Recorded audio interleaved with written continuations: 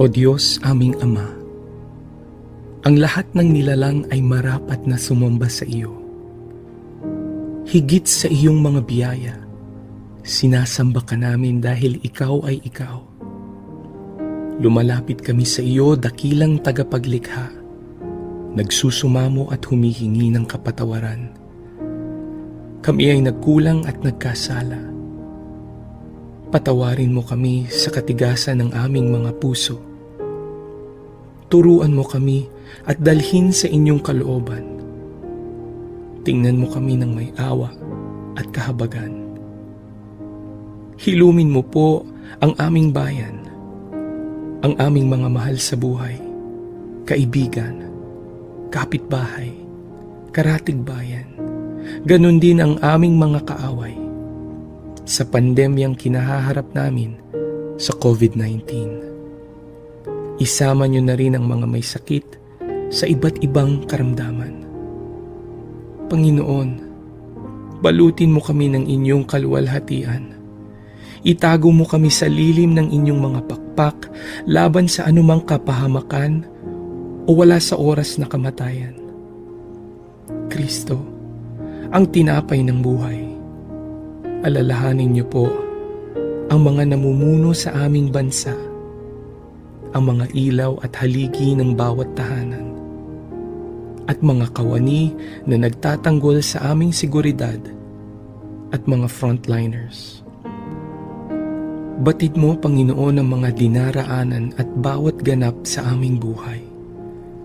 Espiritong Banal, aming tanggulan at gabay, imulat ang aming mga mata at ipakita si Jesus ang Panginoon at tagapagligtas, ang nag-iisang katotohanan at tanging daan tungo sa Ama. Wala nang iba. Purihin ka, O aming Diyos. Ang presensya mo ay tunay na biyaya ng aming buhay. Ito ang aming samot panalangin sa pangalan ni Jesus, Kordero ng Diyos na nag-aalis ng kasalanan ng mundo. Amen.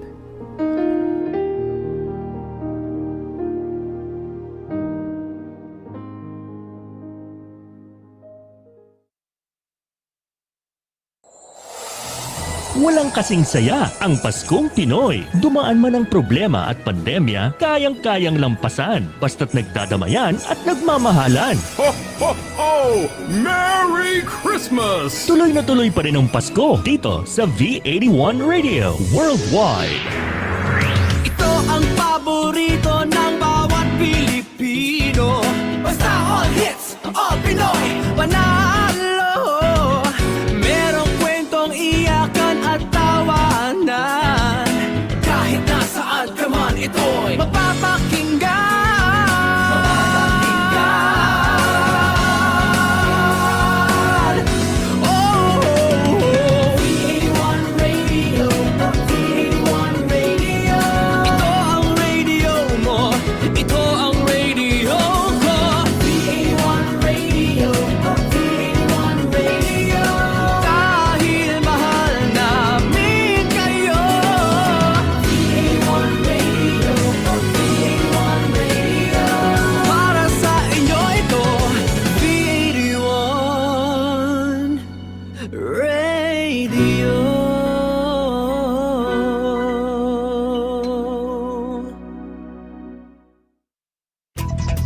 The views and opinions expressed in the following program are those of the program anchors and producers and do not necessarily reflect the policies and position of this station.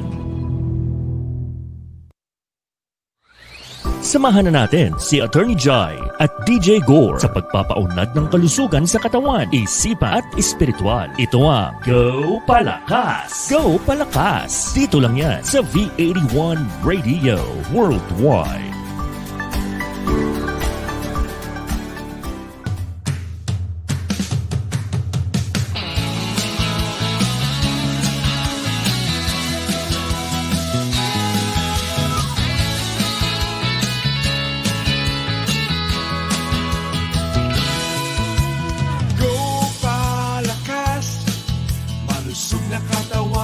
Payapang isipan, Gopalakas.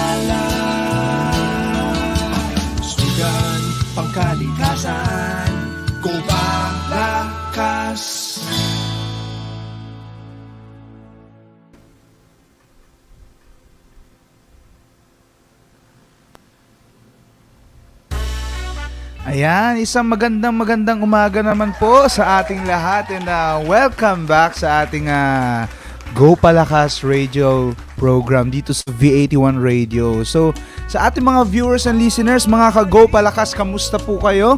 And especially panahon ngayon ay mabuti-buti na rin dahil sa ating mga naranasan ng mga nakaraang linggo dahil sa bagyo na Rolly at 𝗖𝗿𝗍𝗺, kung di ako nagkakamali, no? So, kamusta po kayo? Sana po nasa mabuting kalagayan kayo. And syempre, nandito na naman po tayo, panibagong Sabado at panibagong pag-uusapan. Noong mga nakaraang linggo, pinag-usapan natin iba't ibang topic. At syempre, sa ngayong topic na pag-uusapan natin ngayong Sabado, ay napaka-exciting po nito. Pero, bago po tayo magsimula, nais ko pong magpasalamat. Gusto ko pong kuhanin itong opportunity na ito po para magpasalamat sa ating mga taga-suporta, especially sa inyo mga viewers and listeners, and syempre sa ating V81 Radio kay Sir Rally Vargas, kay Sir Rolly Pagaspas, and syempre sa ating Sif Care na patuloy na sumusuporta sa ating programa. And syempre napaka-relevant ng ating pag-uusapan ngayon. Pero bago yon ay nais ko imbitahan ng ating co-host na si Atty. Jai. Magandang umaga, Atty. Jai. Magandang umaga, Gaur. Magandang umaga sa ating mga viewers and listeners. Thank you for tuning in again on a Saturday on your favorite, of course, on your favorite health and wellness show. Teka, batiin muna ang ating mga viewers na nag-tune in early. Alright. Over on StreamYard, nako, may celebrity tayong nanonood. Talaga ba? Sino yan? Meron tayong international chess master na nanonood, si 𝗖𝗿𝗿𝗺𝗺cie. Wow, Hello, good morning. Thank you for tuning in. Ayan, good morning, Master. Kung may Queen's Gambit, meron tayong Pinoy King's Gambit. Naka naman, wow. Kalindi Roloba says, good morning. Good morning, Kalindi. Ananda Ngo, watching from Zambales. Good morning. Over on Facebook, we have Matros Rexren, Gopalakas. Good morning. Good morning, Bo Bismarck. Good morning, Francis Mina. Good morning, Ivy. Good morning. Dapat may free greenery. Para ganahan naman sa umaga. Hindi, biro lang. Okay, masyado na naman tayo excited, Gaur. And so, ating dahil ngayong panibagong Sabado at panibagong pag-uusapan at meron tayong mahalagang pag-uusapan at pakita na natin ng ating program poster. Sure. Ayan, ang calamity in crisis. No, napaka-relevant dito lalo na ng mga nakaraang araw na linggo na nangyari katulad na lang sa bagyong 𝗖𝗍𝗍𝗺 at Rolly. Atty. Jai, anong masasabi mo sa ating topic for today? Kauna-unahan, hindi siya calamity in crisis, Gaur. Climate in crisis. Climate in crisis. Walang problema. Pero right. In all serious, masyado tayong kengko eh. In all seriousness. Alright. Climate change or climate crisis is such a serious topic, no? Pero it's napaka-broad siya. But hopefully in this episode, we will be able to show some practical way that one can help address the climate crisis. And merong mga involvement yan dito sa ating bayan mismo, no? Paano ma-address ang climate crisis. Hindi ko na naman pangungunahan ang ating guest. I will allow it, pero I'll allow it to roll, pero mamaya pag-usapan natin ulit. Pero hopefully, sige.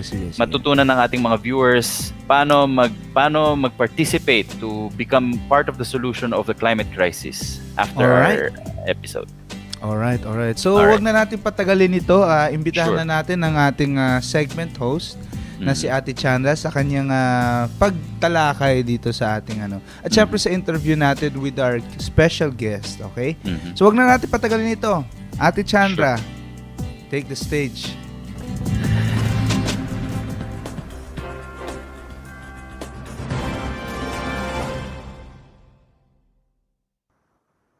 Alright, magandang umaga na naman po sa inyong lahat, sa mga lahat ng nanonood or nakikinig ngayon ng Gopalakas.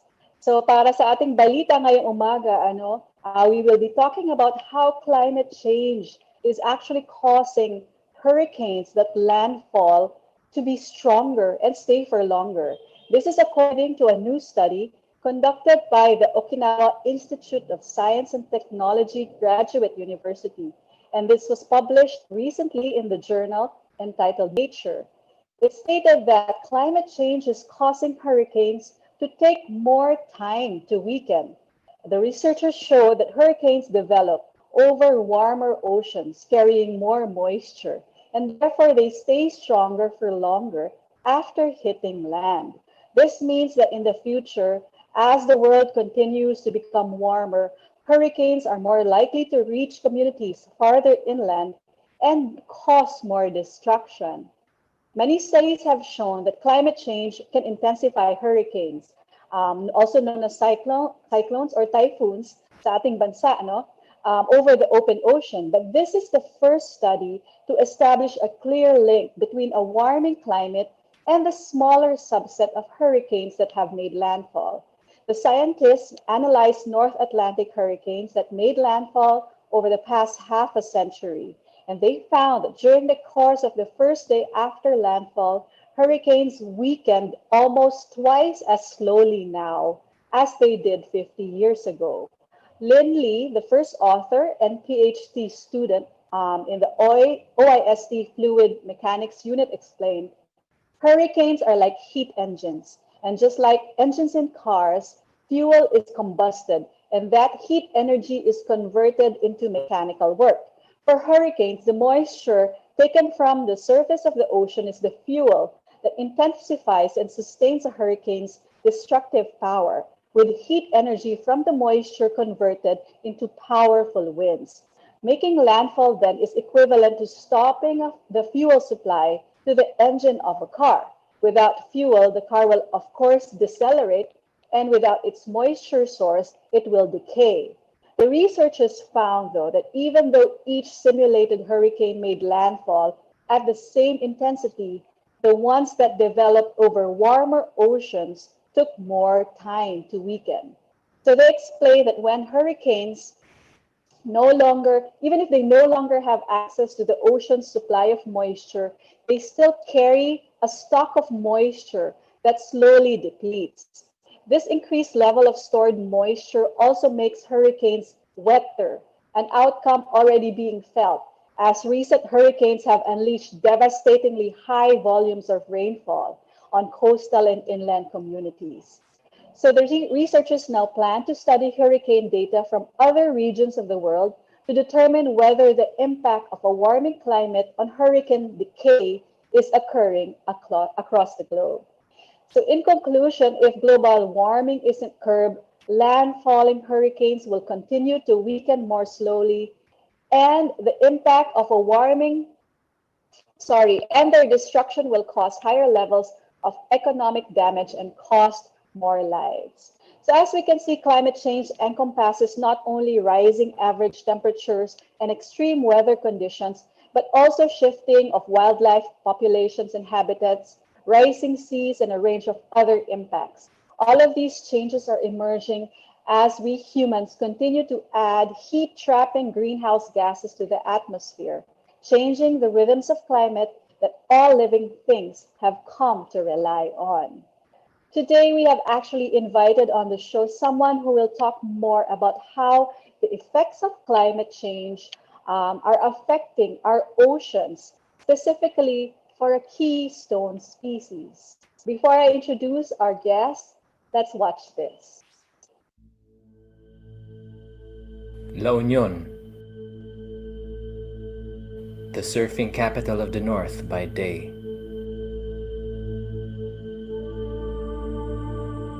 By night, a different type of visitor has arrived.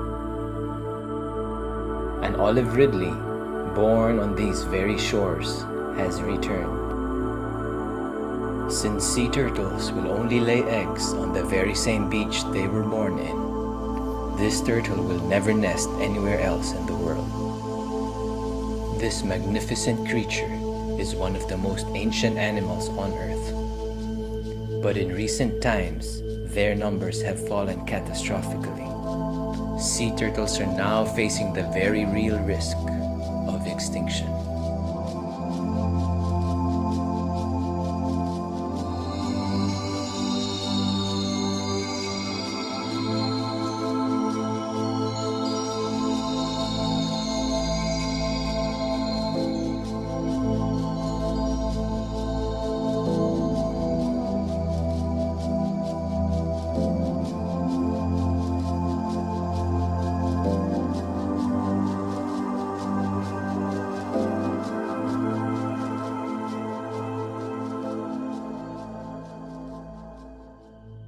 Here in La Union, however, there is hope.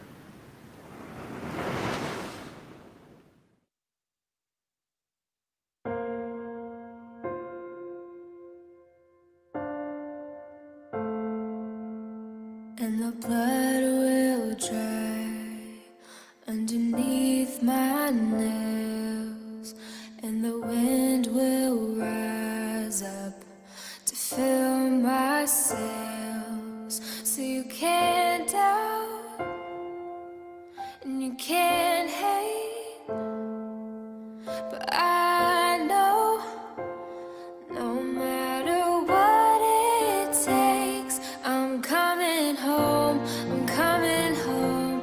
Tell the world that I'm coming home. Let the rain wash away all the pain of yesterday. I know my kingdom awaits. They've forgiven my mistakes. I'm coming home, coming home. Tell the world I'm coming.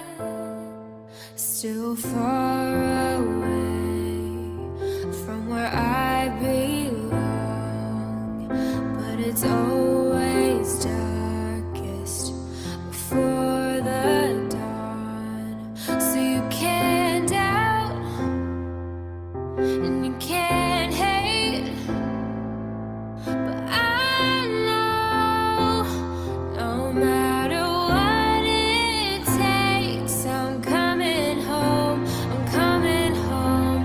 Tell the world I'm coming home. Let the rain wash away all the pain of yesterday. I know my kingdom awaits. They've forgiven my mistakes. I'm coming home, coming home. Tell the world I'm coming home.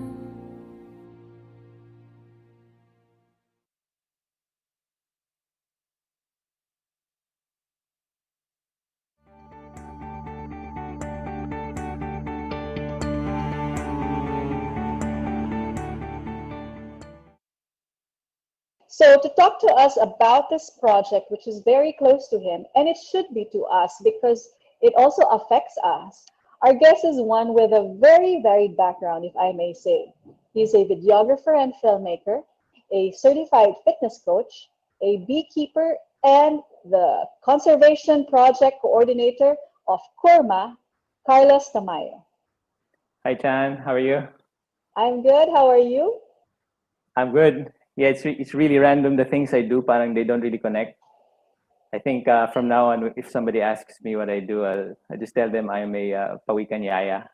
Oh, I like that. So what does a Pawikan Yaya do? Well, Project Curma is this is basically a turtle conservation project, and we are based in La Union. Okay. But when it comes to conserving the Pawikan, the only way to do that is to conserve and preserve their habitat, and which is the coastline. Turtles, kasi they're called a keystone species, and What they does are that part. mean? Keystone. Yeah, keystone species. That's like in an ecosystem. Diba? An ecosystem is basically, you can think of it as like an engine. There are many parts. All parts have their own contribution, but you also have the main parts. So in an ecosystem, yung mga keystone species, sila yung parang the foundation of that. And many other species basically rely on their existence. So yung Pawikans, they're part of two ecosystems. They're part of the coastal ecosystem and the ocean ecosystem. Okay. So turtles, there are 7 types of sea turtles. And right now, most of them are either endangered or critically endangered. Oh. Sea turtles, they've actually been around for so many years. They're ancient creatures, and they have survived all this time because they are pretty adaptable. Except nowadays, because of the human factor, now all 7 of them are, either endangered or critically endangered. yung critically endangered, that means they are just one step from extinction. You know, you have endangered, critically endangered, and then extinction na. Actually, at that point, parang there's not enough of them to do their ecological role. So, you know, there's a big worldwide effort to conserve the turtles that we have. And, you know, in La Union, basically, that's what we do here. You know, it's been an uphill battle since the beginning. You know, we started this in 2010. It started pretty organically. You know, we live on the beach. We're here right on the coastline. And we've had a beach house for quite a while. You know, we had this house since 1989. But it wasn't till 20 years later that we first saw turtles. And outside your doorstep. Yeah, just right outside the beach. And so it was my sister who first saw them. We're all you know, animal lovers. Growing up, we had pets. We took care of everything, you know, from birds, hamsters, we had dogs, cats, the usual. Ako kahit tadpoles, you know, hinuhuli ko yan. I used to take care of them. So when we first saw the Pawikans, we were so excited, you know, we'd never seen them before. And I can imagine. So we researched, you know, parang why, what kind of turtle is this? Kung naligaw lang ba siya, kaya siya nandito? And through our research, we found out that they were endangered. And we also found out at that time, here in La Union, you could buy easily in the local markets turtle eggs and turtle meat. So straight away, you know, we were like, wow, you know, we have to do something about this. And that first season, in turtle season, kasi starts from September to February. That's the usual nesting season. So and right now we're at the middle of that season. Yes, right now we're in the middle of the season. So that time when we first discovered this, we didn't really know what to do. You know, hindi naman kami marine biologists. And we also found out that every night during turtle season, poachers would walk the beach to look for their nest. And the way you find a turtle nest is you first locate the tracks, and then from there, there's a way where you can find where the turtle put the nest. So what we were doing that first year was just erasing the turtle tracks. You know, maglalakad din kami. After midnight, we also go and walk the beaches. And as much as possible, try namin unahan yung mga poachers. Okay. And tago yung tracks. Oh, just hide the tracks para once na-erase yun, hindi na nila mahanap yung nest. Okay. And it was the second year that we met si Sir Nilo Ramoso. He's from the National Pawikan Conservation, the DNR National. And he's the one that taught us all what else we can do. So right now we run a turtle hatchery here.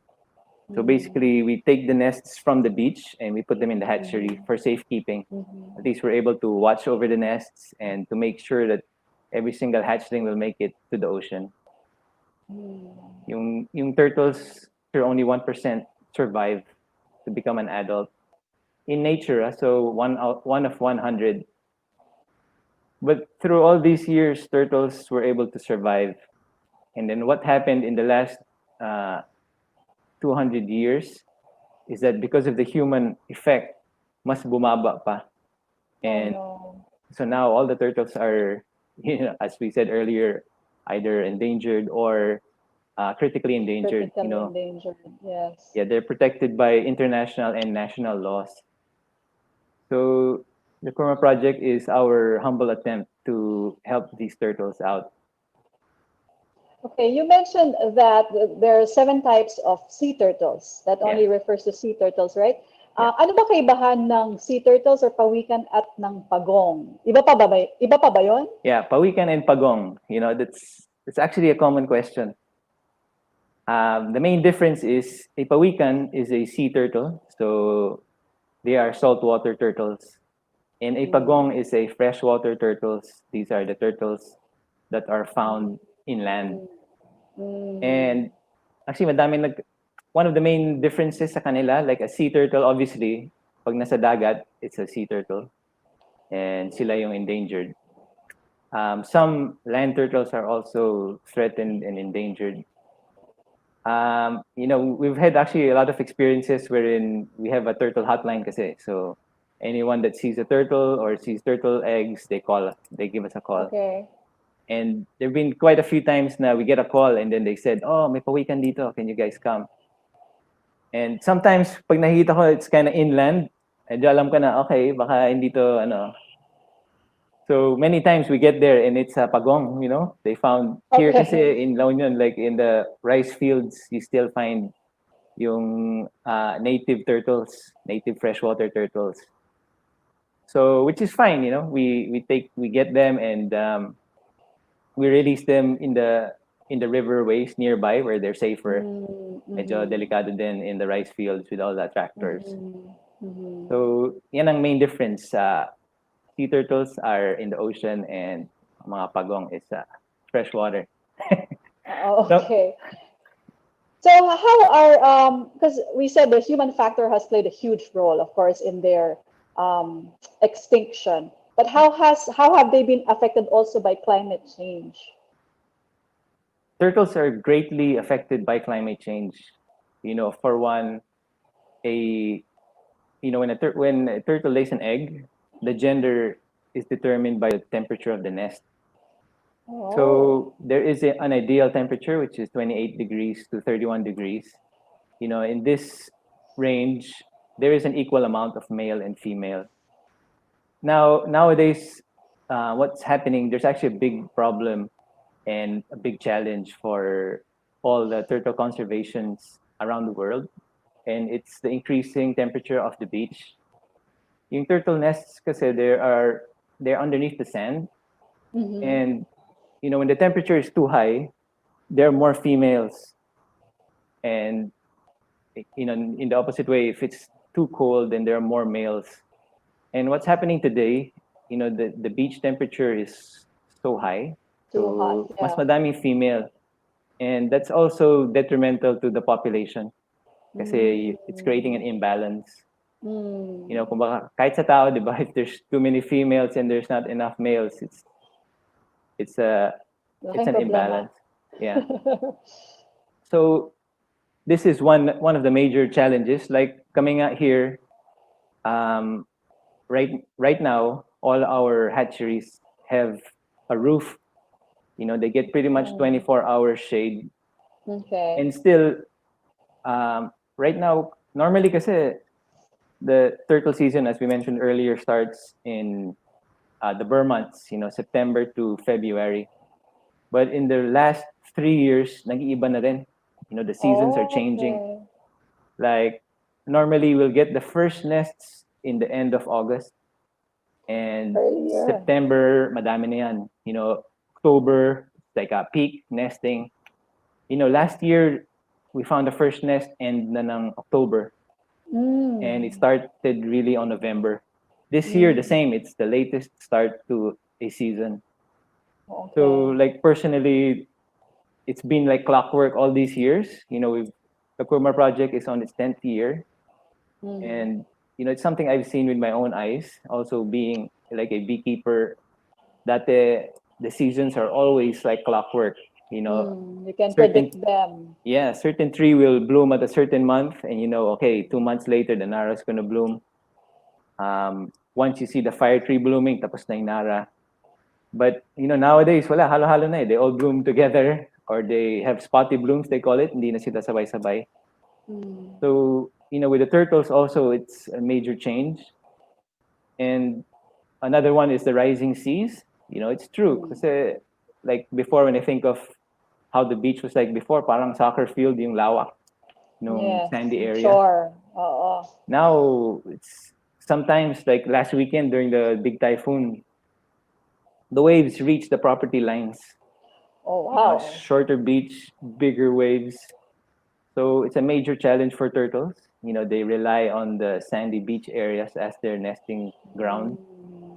So that's another major implication yung nesting area nila. And also, like natural nests, if there are any natural nests, right now, yung season umaabot na even past the summer. Last season, the last nest that we had emerged end of May. Oh, wow. Which is, I mean, you end up going through the peak of the summer. Yes. So if there are any Masyadong mainit natural na. nests on the beach, either naluto na yun or all female. Okay. So, you know, major effect on the sea turtles. All right. So you mentioned, okay, Project Curma is one. Are there other nesting sites in the Philippines aside from yours? Yes, there are many nesting sites in the Philippines.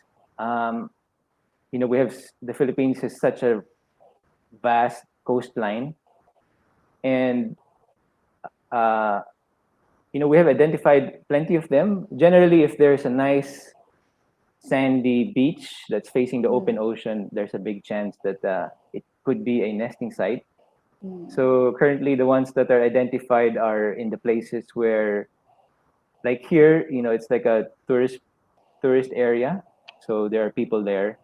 And obviously, the places where there aren't very many people, it's still, in a sense, Pawikan friendly. So we have many areas. Like right now, we are starting to discover plenty of them heading up north. And you know, it's less populated. Is that it? Heading north. That's why they're heading there. Well, before kasi there's just not many people, I guess, looking for them. Or if you go to a certain area, actually the locals know. You know, here in La Union, what happened when we first did our research, we found out that mainly it was because of financial reasons. You know, when you think of La Union, you only kind of think of the tourist area. But most of this place has a lot of very poor fishing villages, and they live on the coastline and rely completely on what they catch. You know, kung wala silang huli today, wala silang kain. Walang kakainin, yes. Yeah. And so hunting the turtles was just one way of them to put food on the table. And it's still happening in the northern places. And I'm sure down south they're still very similar. Here also, the Ilocanos, especially the older generation, they have a lot of beliefs na parang turtle eggs has all these special powers or healing properties. You know, they think okay daw siya sa asthma, and you know, the usual aphrodisiac daw siya. Pero it's not science-based. Actually, scientifically, it's really toxic. There's a lot of toxins in the turtle eggs.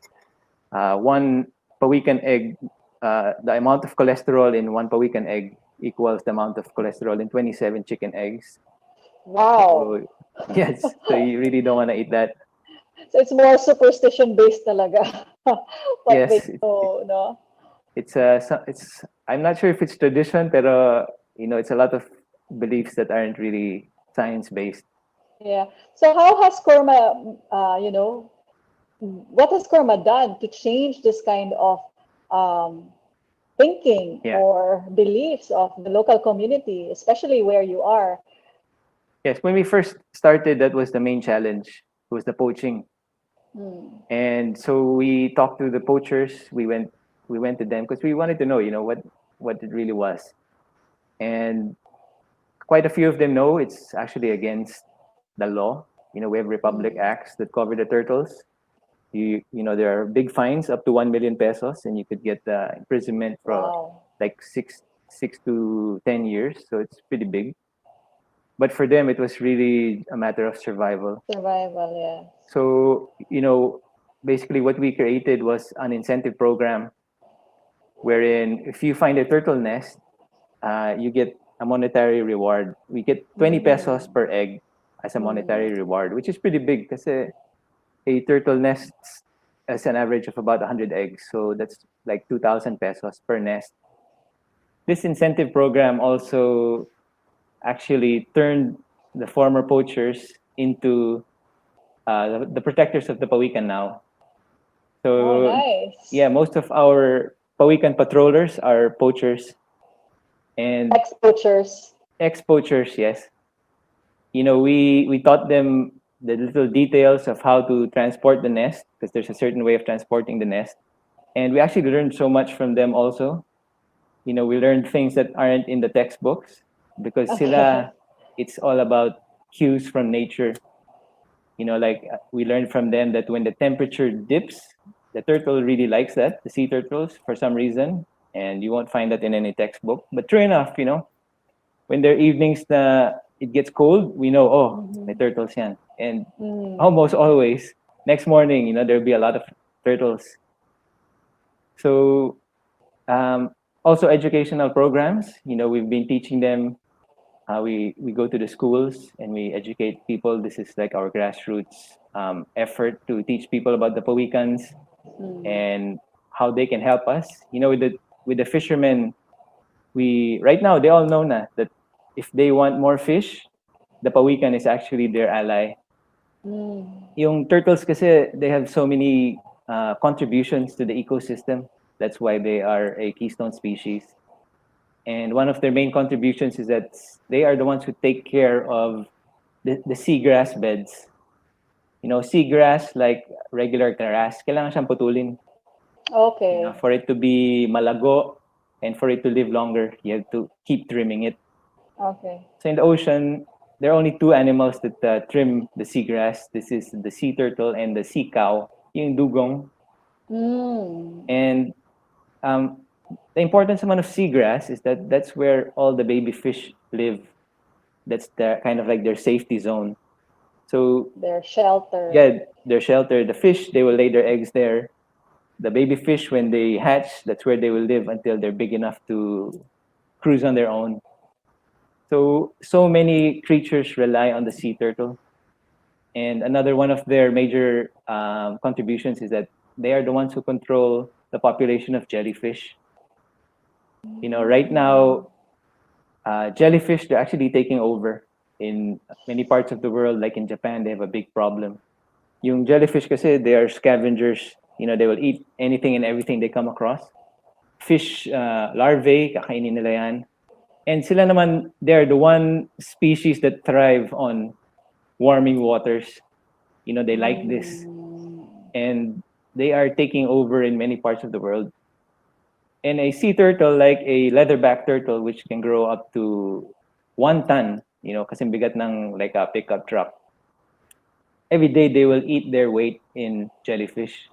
So let's say an 800 kilo leatherback turtle will eat 800 kilos of jellyfish every day. Okay.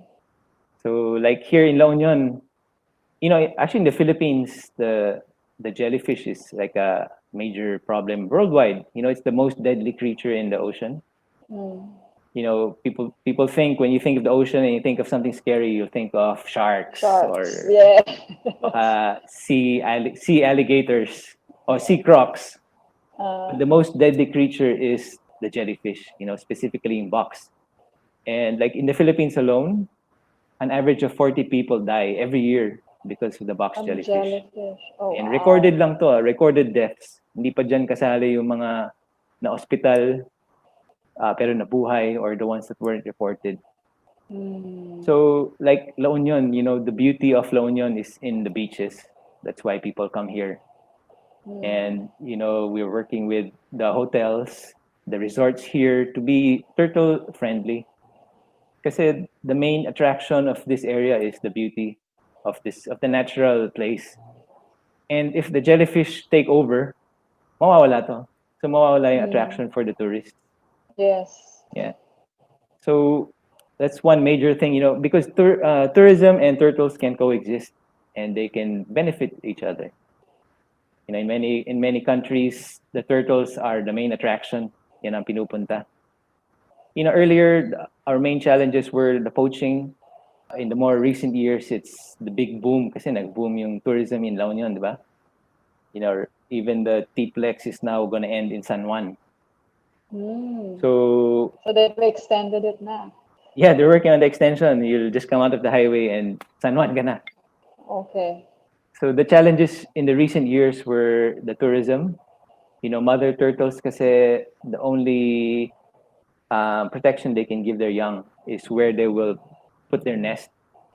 And so they're careful, they will scan the beach at night and if there are artificial lights, kung maingay, then they'll find another area.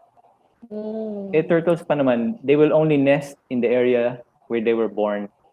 Naka-record to in their internal GPS. Okay. So it's important to really protect the nesting site.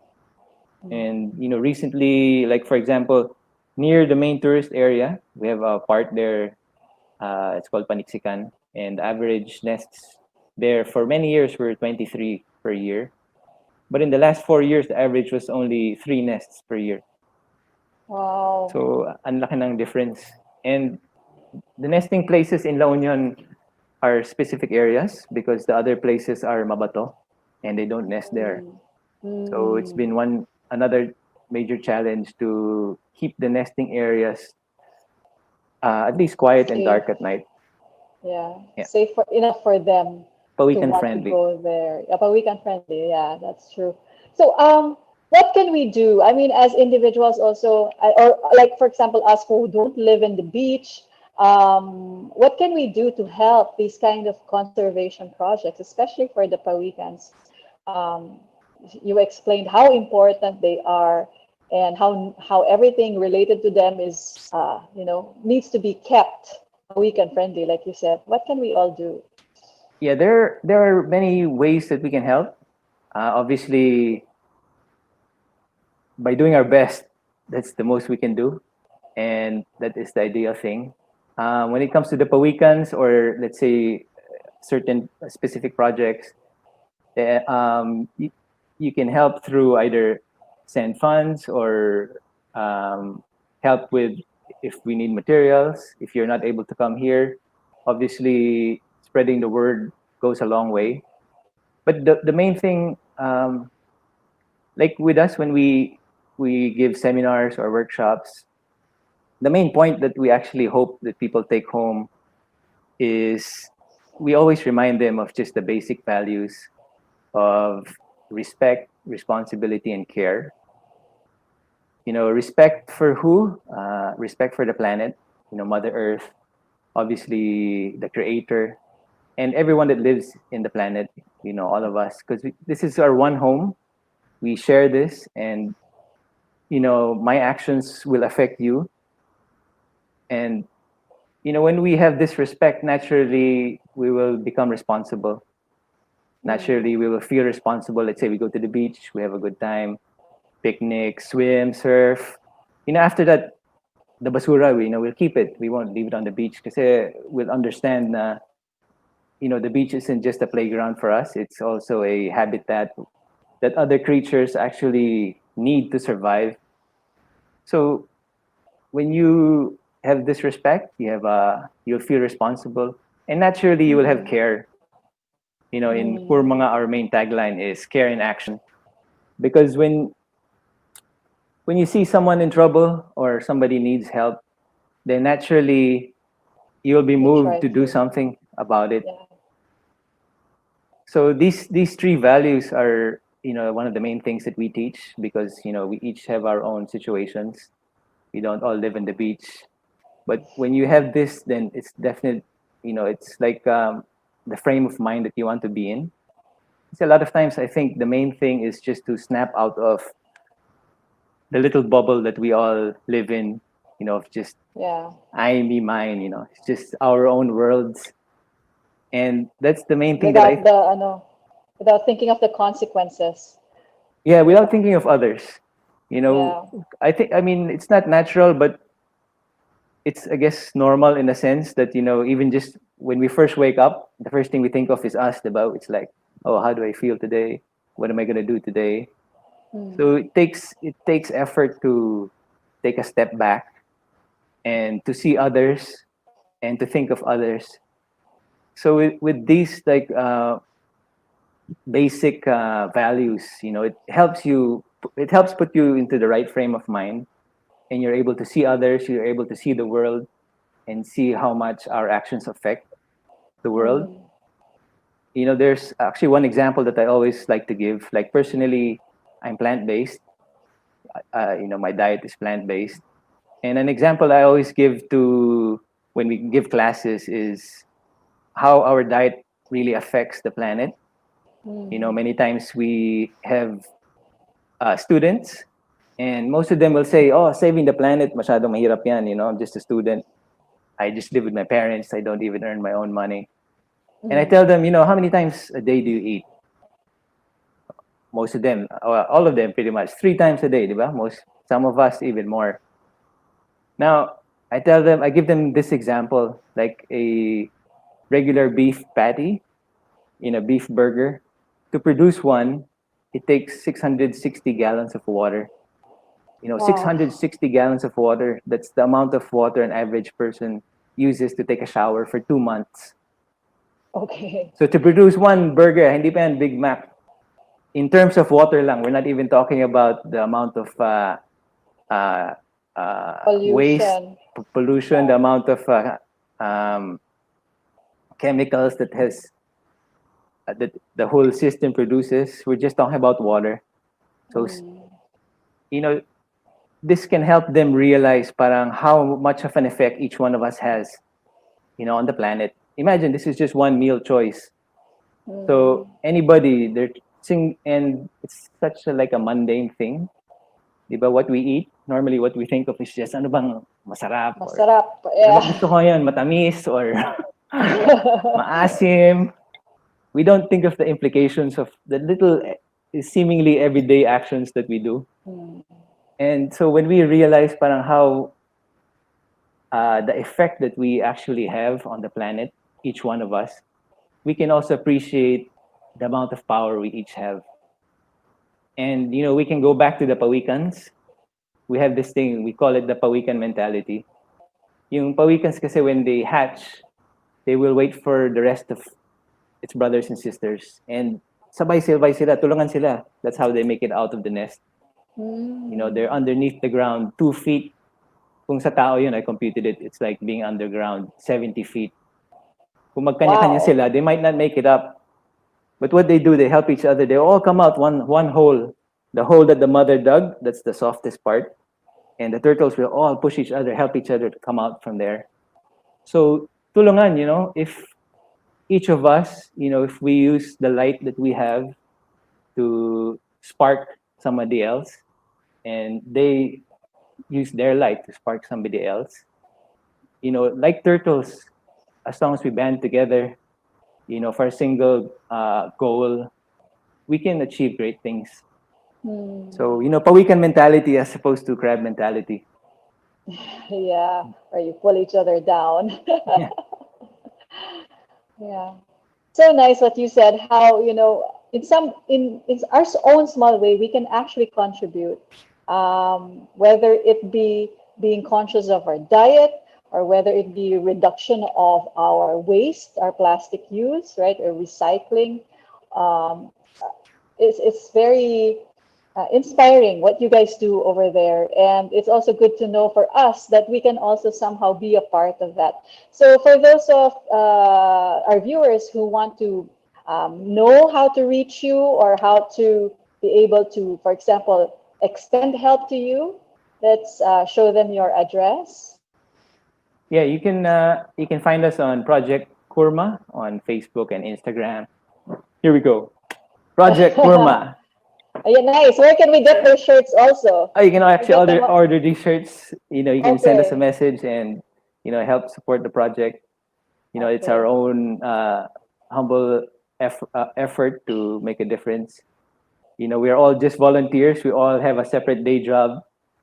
And, you know, lahat kami dito volunteers. We don't earn a single cent. Mostly money out pa nga. So any help, you know, would definitely go a long way. If you're able to come to La Union, you know, by starting Christmas time, we're gonna be having hatchlings, and, you know, you're invited to come and to see the hatchlings and, you know, experience it for yourself. You know, it's a special thing, and it's something that can inspire you, like it inspired us. Okay. So thank you so much, Carlos, for your time and for sharing all of that with us and our viewers. We hope that somehow we will be able to play our own part in helping conserve the Pawikans of the country, or of the globe. All right. Yeah, thank you very much. Say hello to, or say hi to, before we end. Um, maybe my wife, Christine, my daughter, Lamira. You know, I have a friend, Kaut, who's battling cancer. At the moment, you know, stay strong, man. Hang in there. You know, hindi pa tapos ang boxing. You're still young. And, you know, to everybody out there, just, you know, do the best you can do. Try to be better than you were yesterday. And, you know, we're all in this together. So let's put our efforts and, you know, let's help take care of each other. Kurma. Kurma. Thank you so much, Carlos. And back to you, DJ Gaur and Atty. J. Hayop, no? Unang-una, nag-start off yung interview niya as volunteer. Natapos bilang inspirational speaker. Sobrang Hindi ba, angas. Gaur? Ang dami ko na namang natututunan, no? Hindi ko man mabanggit isa-isa, pero ewan ko, sana yung mga viewers and listeners natin ganun din. Napakalawak ng naitutulong ng pagiging volunteer, no? Napakarami nating matututunan. Specifically yan, katulad ni Kuya Carlos. Sobrang dami niyang natututunan sa pagiging volunteer niya. Like for example, nabuo yung Project Curma, 'di ba? And yung purpose nung mga turtles na yun, sea turtles na yun sa ating ecosystem. Ayan. Nalaman niya rin yung difference. Hindi nalaman niya. Nalaman ng mga natin ang difference between pagong and sea turtle. Kakahiya ka, Gaur, di mo alam yun. Biro lang. Over on Facebook, no, kanina pa nanonood, si Agnes Vipal says, good morning. Francis Mina says, I agree, while La Union is a top tourist destination, we must also reinforce the regard for our coastlines as ecological sanctuaries, which locals must and can be involved with. Agree, thank you, Francis. Thomas Strickner says, gandang umaga po, and Harry Kapulong says, more power, Kurma. Ako, umikot ang aking camera. Okay, alright. Hanep, no? Pero I think the key takeaway from that video is yung sabi ni Carlos na let your spark ignite a spark in someone else. The little things go a long way. So spirit of volunteerism doesn't have to be in the big scale always. Doesn't have to be in the grand scale. Just do the little things and you will inspire people to do the little things also. And together, sama-sama kayong magko-contribute sa solusyon dito sa climate crisis. Okay lang yan, Atty. Jai. Napakaraming salamat. Are we proceeding to the next segment, Gaur? Nasabi, di ba? Very very helpful yan sa ating viewers and listeners and sa atin din personally. So sa ating mga viewers and listeners, sorry, limited ang ating oras, pero huwag kayong aalis. Magbabalik po ang Gopalakas maya-maya lang po. Magkakaroon lang po tayo ng short break at magbabalik ang Gopalakas. See you later. Pangkalusugan, pangkalikasan, Gopalakas.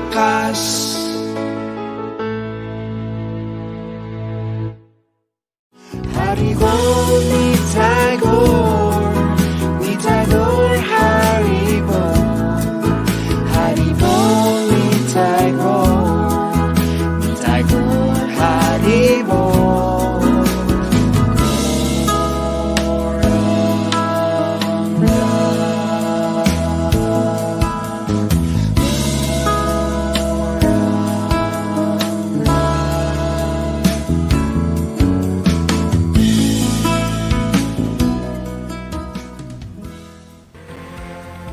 Ayan, so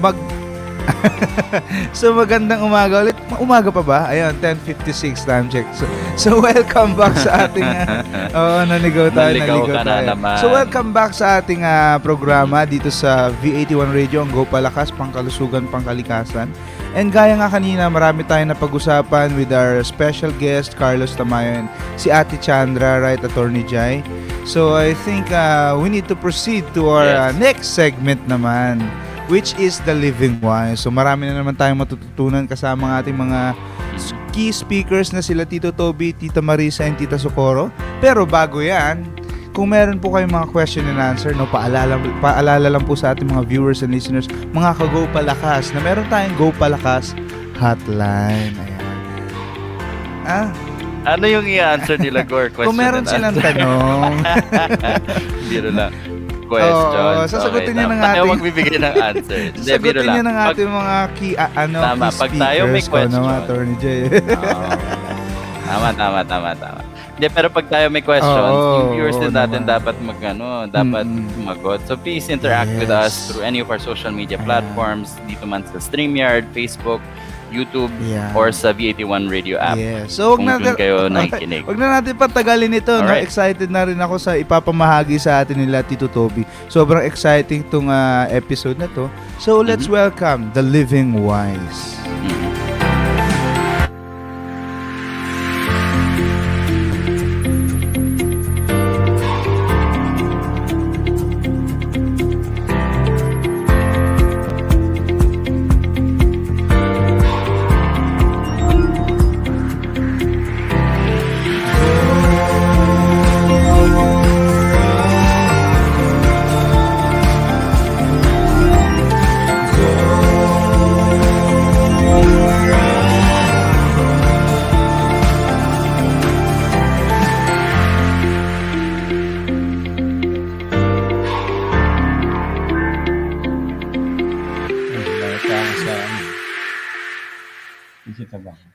You need to move a bit. Ganun ba? Parang. Hello, good morning everyone. Good morning everybody. Magandang umaga at medyo mainit yata yung talakayan natin. Very hot item tong ating climate crisis. You know? Magandang umaga sa ating mga panauhin at saka mga taga-subaybay. Alam ninyo, sa ating, di ba, as of late, nakikita natin na maraming halos ang Pilipinas ang dami natin hinaharap na suliranin.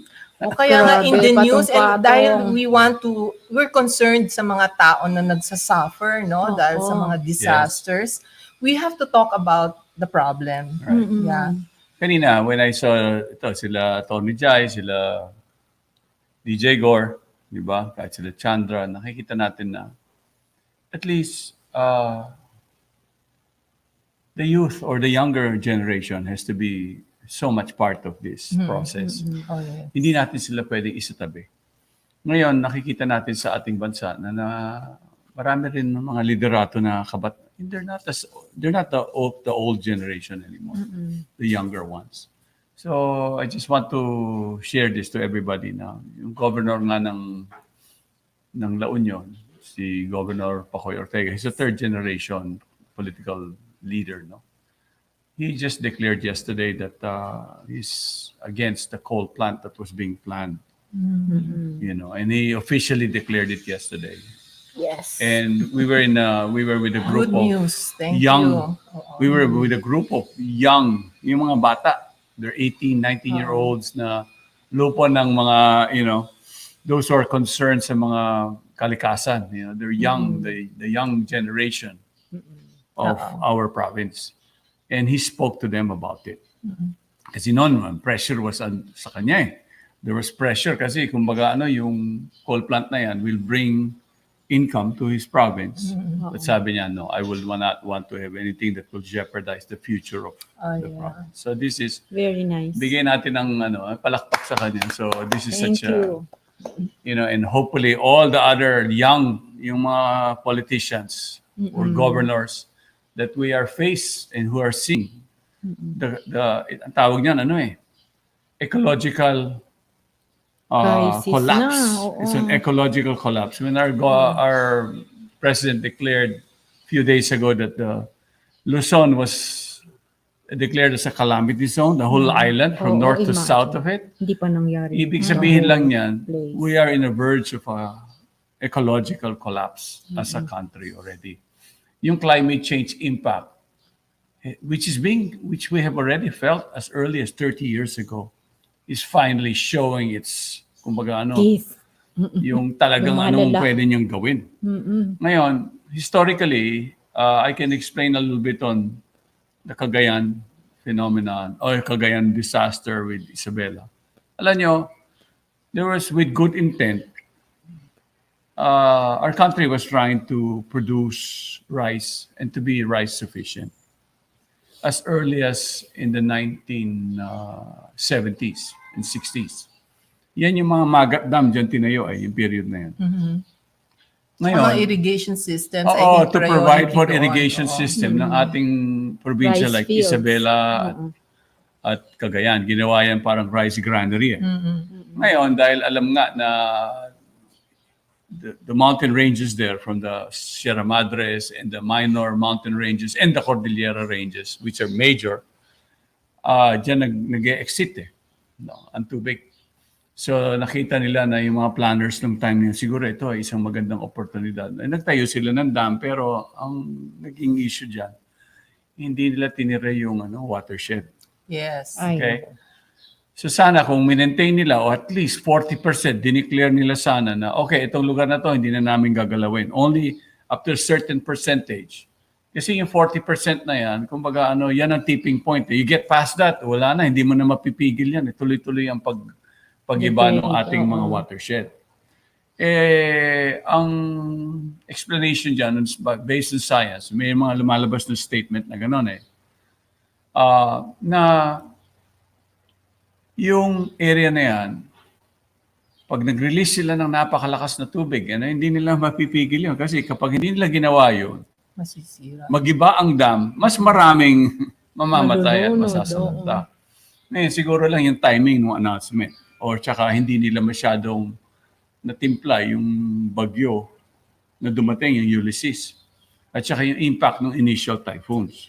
Ngayon, lalahanin nyo, ang mga watersheds natin, kahit kagubatan yan, kahit virgin forest yan, kahit napakalawak yan, there's always, kumbaga, a saturation point. Na hindi palagi sinasabi na ang problema siguro talagang malakas yung ulan at saka hindi mapipigilan yung dami ng tubig. Ngayon, we have to look at it this way. We have to look historically what was these areas like Isabela and Cagayan before it was converted to rice producing regions. So beforehand, at least alam natin nagpo-produce ang mga kababayan natin dyan ng palay. Pero hindi as intensive. Tingnan nyo ilang bayan yan. 14 towns ng Cagayan. Dami nga areas kalbo na Yun ang nangyari dyan. So, tatanawin natin na ang ating mga kagubatan, may saturation point palagi yung tubig. Pag talagang intensive yung dumating ng mga ulan, at magre-release yan whether or not may gubat. May always what is known as a surface overflow. Yeah? Kung wala ng gubat. In nature, kahit na may gubat, may ganun pa rin. Yes. But now, di ba nabawas yung Pero gubat? So mas grabe. hindi na foresee yung na siyempre, kinonvert nila yung marshlands at wetlands into rice lands. In nature, ang wetlands na ito at marshes natin, sila yung second, kumbaga from the forest, pupunta yan sa wetlands, marshes, marshlands. Tapos, mag-e-exit na yan sa ilog. Okay, yun ang natural ecological landscape. So, control system. Yun ang control system ng nature. Yes, pero tinanggal natin yung wetlands. So, napuruhan yung rice lands nung surface overflow. Halos compromise na yung ating kagubatan dyan sa lugar na yan, Cordillera and Cagayan. lang. Alam nyo, pag yung mga lugar na yan, mas lalo yung Cordillera o Sierra Madres, nagiging ganyan. Talagang we're faced with a ecological collapse. Kasi nandyan ang biosystems natin mga biodiversity, nandyan lahat Ngayon, so apektado yung kumbaga yung forest land natin, apektado dyan. At saka yung marshland natin. Kasi pag nag-exit na yan ng ating kalupaan na sa dagat na yan, siyempre, kung ano man ang dala niyan, ang putik, ang mga chemical, kung ano man ang basurang dala niyan, apektado rin naman maapektuhan din yung ating ocean ecosystem. Kaya, we have to look at this and approach it in a way na, let's go back to history. If we are to rehabilitate and to learn to manage what we have left, tingnan natin how nature designed that whole location. How our country has been designed. Kasi ang daming bundok sa atin Kasi alalahanin nyo, may major ridges, may minor ridges. May mga ganon. At tulad dito sa amin sa probinsya ng La Union, nakakabit ang boundary sa Cordillera. Pero meron din kaming maliliit na ridges, the secondary ridges, that play a major role on the stability of our ecosystem. As early as the 1900s, the forest was already being exploited. May mga tiningnan ko nga yung mga ano yan may mga historical facts kaming nababasa na. Noong panahon ng 1800s hanggang 1920, may nakasulat, itong La Union may 125 na uring mga tinatawag nila maderas. Maderas means wood sa Spanish. Wood for construction. Wood for construction. So noong panahon pa lang na yun, inaay na nila yun. So similarly, it happened everywhere in our country. To the point na yung ating, by 1960, 61, yung ating forest cover hit already for almost 40%. Kumbaga, that's already the tipping point. Ngayon, hindi huminto. Yes. According to the latest fact, 3% na lang yung original forest. So this equals, kumbaga, may climate change pa tayo, may mga bagyo, may mga earthquake, may heat waves sa western section. So combine all of this, equals, kumbaga, headaches talaga yan. You were saying something about design of nature, no? Like some people are saying, like even Marikina, the architect, si Palafox yata, sabi na, talagang design by nature is a basin. Oo. Yes. So doon talaga tatakbo yung tubig. Lahat ng mga binaha, yung nasa news ngayon, yung Rodriguez, Lowest San Mateo, pupunta Sierra talagang Madres tubig. yung kanilang, sa bakuran nila, Sierra Madres. So obvious ba, may ganyan. Ngayon, may tanong na pumasok, should the Kaliwa Dam be stopped? Kaliwa. They might have the same incident as Magat. Yun ang tanong. Obvious ba? Ganun talaga. Kakaunti na lang ang ating kagubatan. Please, look into hindi naman tubig ang problema natin. Sobra nga tayo sa fresh water. It's the Ang problema, yung ating, how do we manage the fresh water that comes from our ridges? Ang dami-daming tubig. No question about water. For Manila, no question. Ang daming tubig Binahan na tayo lahat So, pero ano yung quality ng tubig na yun? Putik. Polluted. If you know about Laguna Bay, for example, Laguna Bay is a freshwater bay. It is meant as a reservoir of the overflow of the Sierra Madres. So, but if we don't treat it right, katulad ngayon, highly polluted na. So ngayon, nag-iisip sila, akit tayo ng further sa Sierra Madres. Tingnan natin yung Kaliwa Dam. Sa Madnang Tanay yun. Sa Tanay Range yan Nako, pag yan ginalaw pa nila, it's not that they're not learning from what is happening today. We have to be very straightforward with this kasi kumbaga, the moment you touch yung mga forested areas natin na ganyan, these are the last of our frontiers. It is our protection from typhoons, from what is going on now. Dapat sa baha. Tsaka nag-store ng water din yung mga trees. Siyempre. Diba? For the bukals and everything. Kung puro puno dun, hindi nagbabaha sa You cannot baba. replace the forest trees that are 60, 80 meters and they are 300 to 400 years old. You don't know how old they are. Alam nyo, yung lalim ng mga ugat niyan. And these places are in mountainous regions. So, ibig sabihin yan, kapag may malakas na ulan na dumadating o may malakas na hangin, yun ang first line of defense natin. Ngayon, yung riverways na yan was shaped by water. Ganyan ang landscape Ang mga bulubundukin na lugar, how the mountain is shaped, it's shaped by the movement of water. Siyempre, saan galing ang tubig? Ulan. Dun, sa taas. Ano yan? Science lang. Simpleng-simple lang yan. Any young person could Water figure will that one go out. to the lowest But then place. it's not just water that's flowing, it's brown water. Ibig sabihin, dahil nga maraming walang putik, erosion. maraming soil na precious soil yan. Tapos kaya So we don't need another dam. We need more trees. we need to keep and preserve what is left. Kasi, alam nyo, meron ng programa di ba? Ito, sorry situation to, na naggawa tayo ng we rehabilitated and ang daming highways na ginawa recently. Ang dami rin punong pinutol that are 100 years old. And if you go to Pampanga, those places, alam mo yung mga nalalabing magagandang greenery dyan sa tabing kalye. Kasi Oo. yun Yun na ang nga.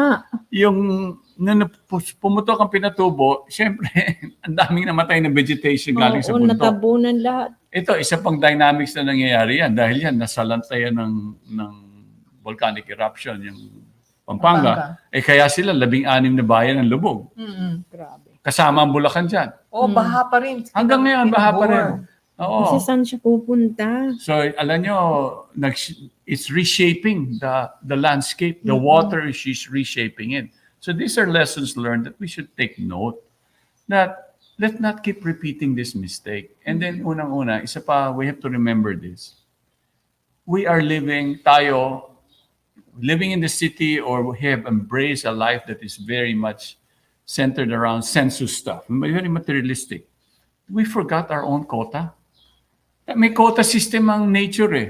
Kunyari, ang isang ibon, pag kunyari kami, nag-aani kami ng palay eh. Pag nagbilad ka ng palay, may dadating na ibon dyan, kakain lang siya certain number of grains.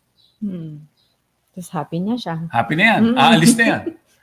Alam mo? Then kinabukasan, pag nandun pa rin yun, babalik yun, kakain lang siya doon sa quota niya. Pag nabusog na siya, okay na. Pero tayo, ang quota dapat natin, ganito lang ang laki, yung tiyan natin. Pero nakikita natin, medyo yung ating mga bewang, medyo lumalaki. So, ibig sabihin nun, we are already eating more than what our quota should be. So, when we have so many of population demanding, so we are actually more and more, we are eating or we are consuming that of, kumbaga we're over-consuming, yung kinokonsume natin is meant for the future.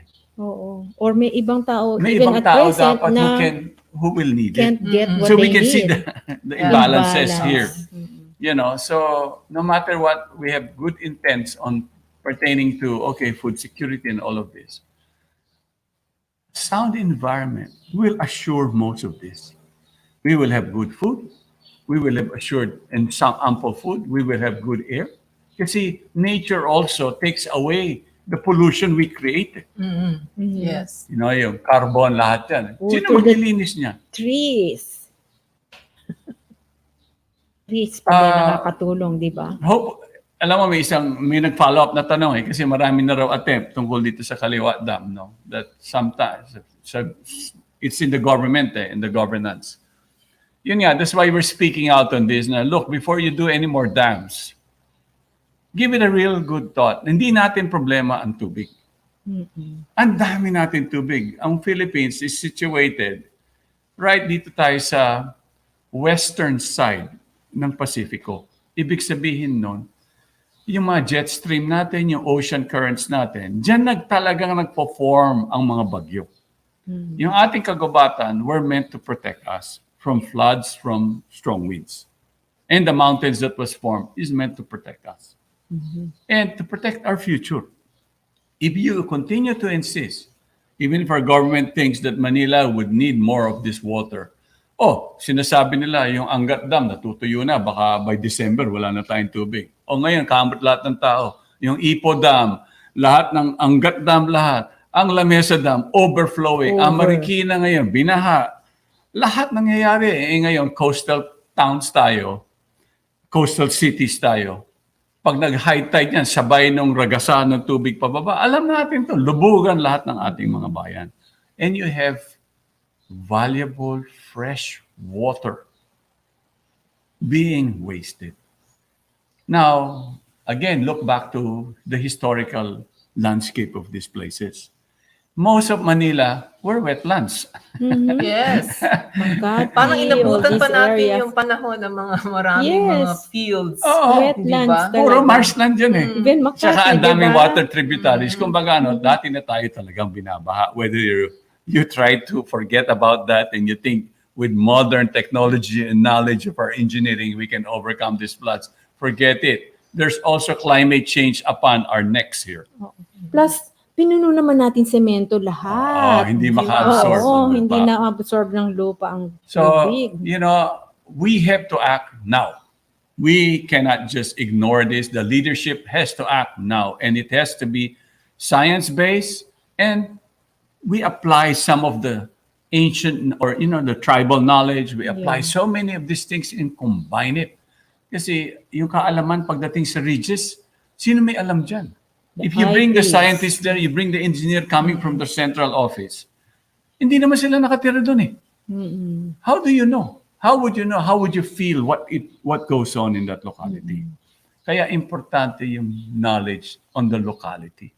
And when you make decisions, don't make the central government be deciding on the fate of those people that will be affected. Ito ang ating kailangan tingnan. No. Kaya we have to make sure when we build any more dams, itong San Roque Dam, dito sa amin sa Ilocos Norte yan eh. Sinalo niya ang tubig ng dalawang dam eh. Binga at saka ang Buklao, no? Kasi nag-silt eh. Hindi nila inalagaan ng watersheds eh. So nagkaroon ng siltation. So ngayon, ito na yung San Roque Dam. Ang unang pinakamalaking porwisyo na ginawa ng San Roque Dam was in 2009, yung Pepeng. Nag-release din sila ng tubig eh. So binaha ang 70% ng Pangasinan. So this is ito yung Parang paulit-ulit yung fallacy na lang ng problem. dams. May pag-aaral dyan eh na it's only good for a certain number of years and then yung kanyang functionality nagbabago. And actually, a lot of the people who suffer here are the poorer people because nawa-wipe out yung mga, just like the farmers, hindi ba, yung wipe mga out kanilang their rice fields. plants. Tapos, the poor people na yung sabi nga ng isang tao sa Marikina, lahat ng inipon nila, lahat ng kagamitan nila, lubog. Useless. Wala na silang mga gamit, Yeah, kasi ito, yung ganyan, para kang tinamaan ng bulkan eh. Oo. Same, lahar yan eh. It's the same sort of mindset on it. Kumbaga nagraragasa yung putik. Parang lahar na nangyari yan With sa boulders sa hindi lang Bicol. putik.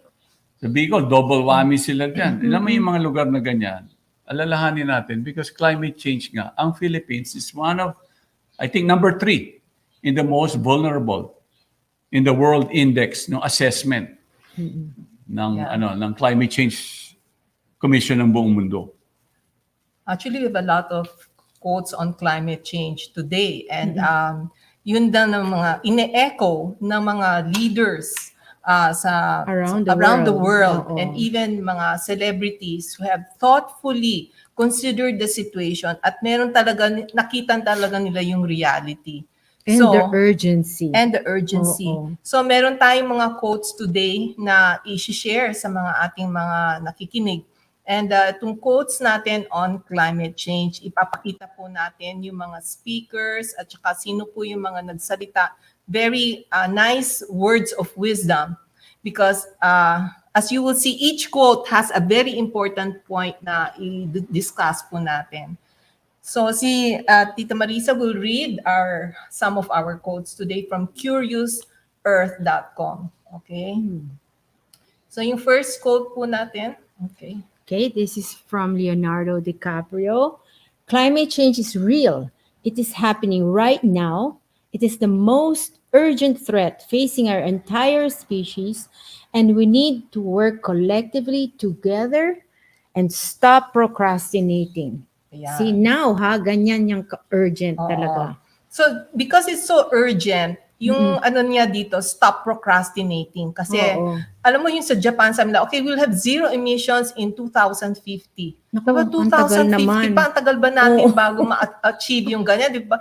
Halos marami nang namatay, marami nang na-disaster and everything. People always project in the future, dito kami aabot ng goal na yan na zero carbon emissions. We don't have the luxury of time anymore. No procrastinating. Okay? So yung susunod naman na quote, si Don Cheadle. Okay? All right. So I hope to use my celebrity to motivate people and contribute to moving our global society back from the brink. I'm surprised environment is not at the top of the agenda. What is more important than good and clean air? O nga naman. Important ang air. You can't stop breathing. So if you take out the trees, you take out, all the biodiversity and everything, hindi lang flood, pero yung quality ng air. Kaya nga, di ba, nung nag-lockdown, biglang luminaw yung hangin, di ba? for some time. Of course, we could see ibig sabihin, kung walang lockdown, hinihinga na ng mga tao yung Yes. polluted air, and this contributing to people's ill health. Yes, kasi Nagkakasakit. ano yan eh. You find like the diseases na, kunyari yung COVID, Yes. ano yan eh, attacks the lungs immediately. Kahinaan ng respiratory system. Yes. So walang panlaban, no? Wala tayong panlaban.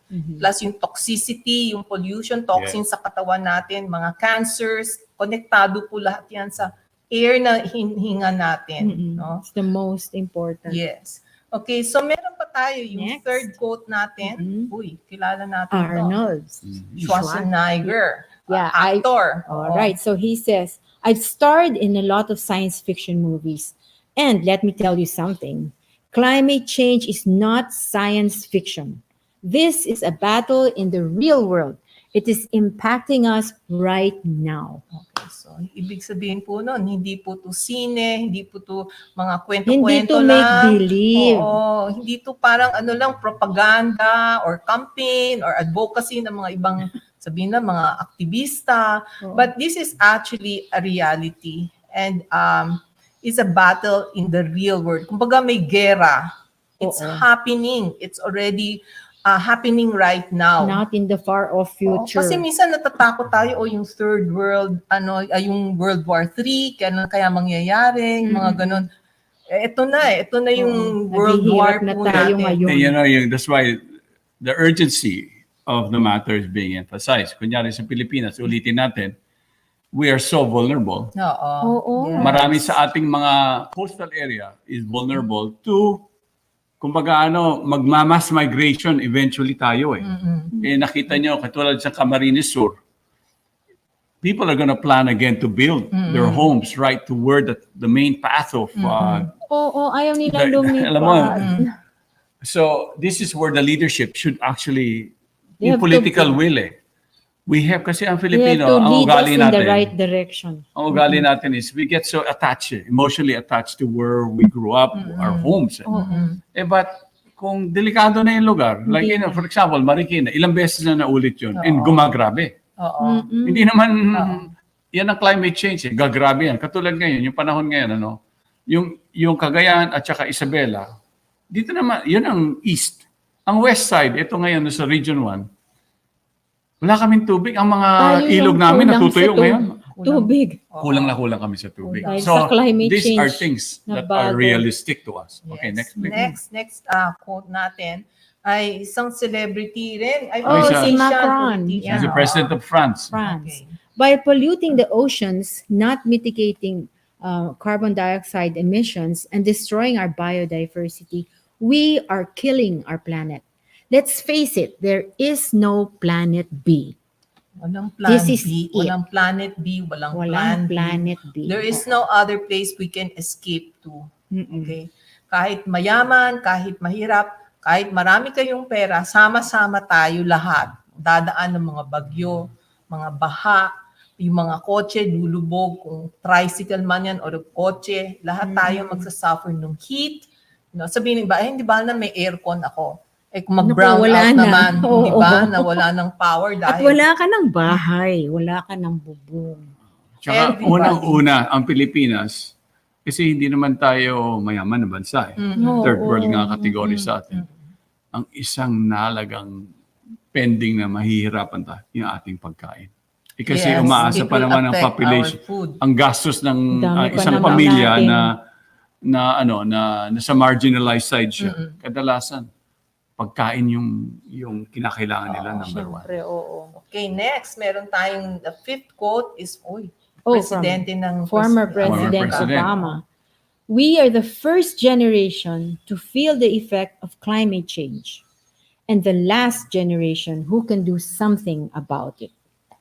So Kasi, we've got to do it. Kasi hindi ba may tipping point na sinasabi Yes. na after that, Eto na. irreversible na yan. Yes. Wala kang magagawa. If you act too late, there's nothing you can do at a certain point kasi downhill na lahat yan. Tuloy-tuloy na yan Bugbog downhill. sarado na ng So tayo it's lagi. our generation right now that is very important. We are tasked na talagang kailangan tayo yung gagalaw on this. No, and we have to take action Right now, this generation, let's not say, oh, next generation na sila na lang Hindi na bahala. natin pwede ipasa-pasa yung responsibility. Walang basketball game, you pass the ball here. And you also have to see that itong younger generation, kanya yung mga kabataan ngayon, some of us, it's our grandchildren.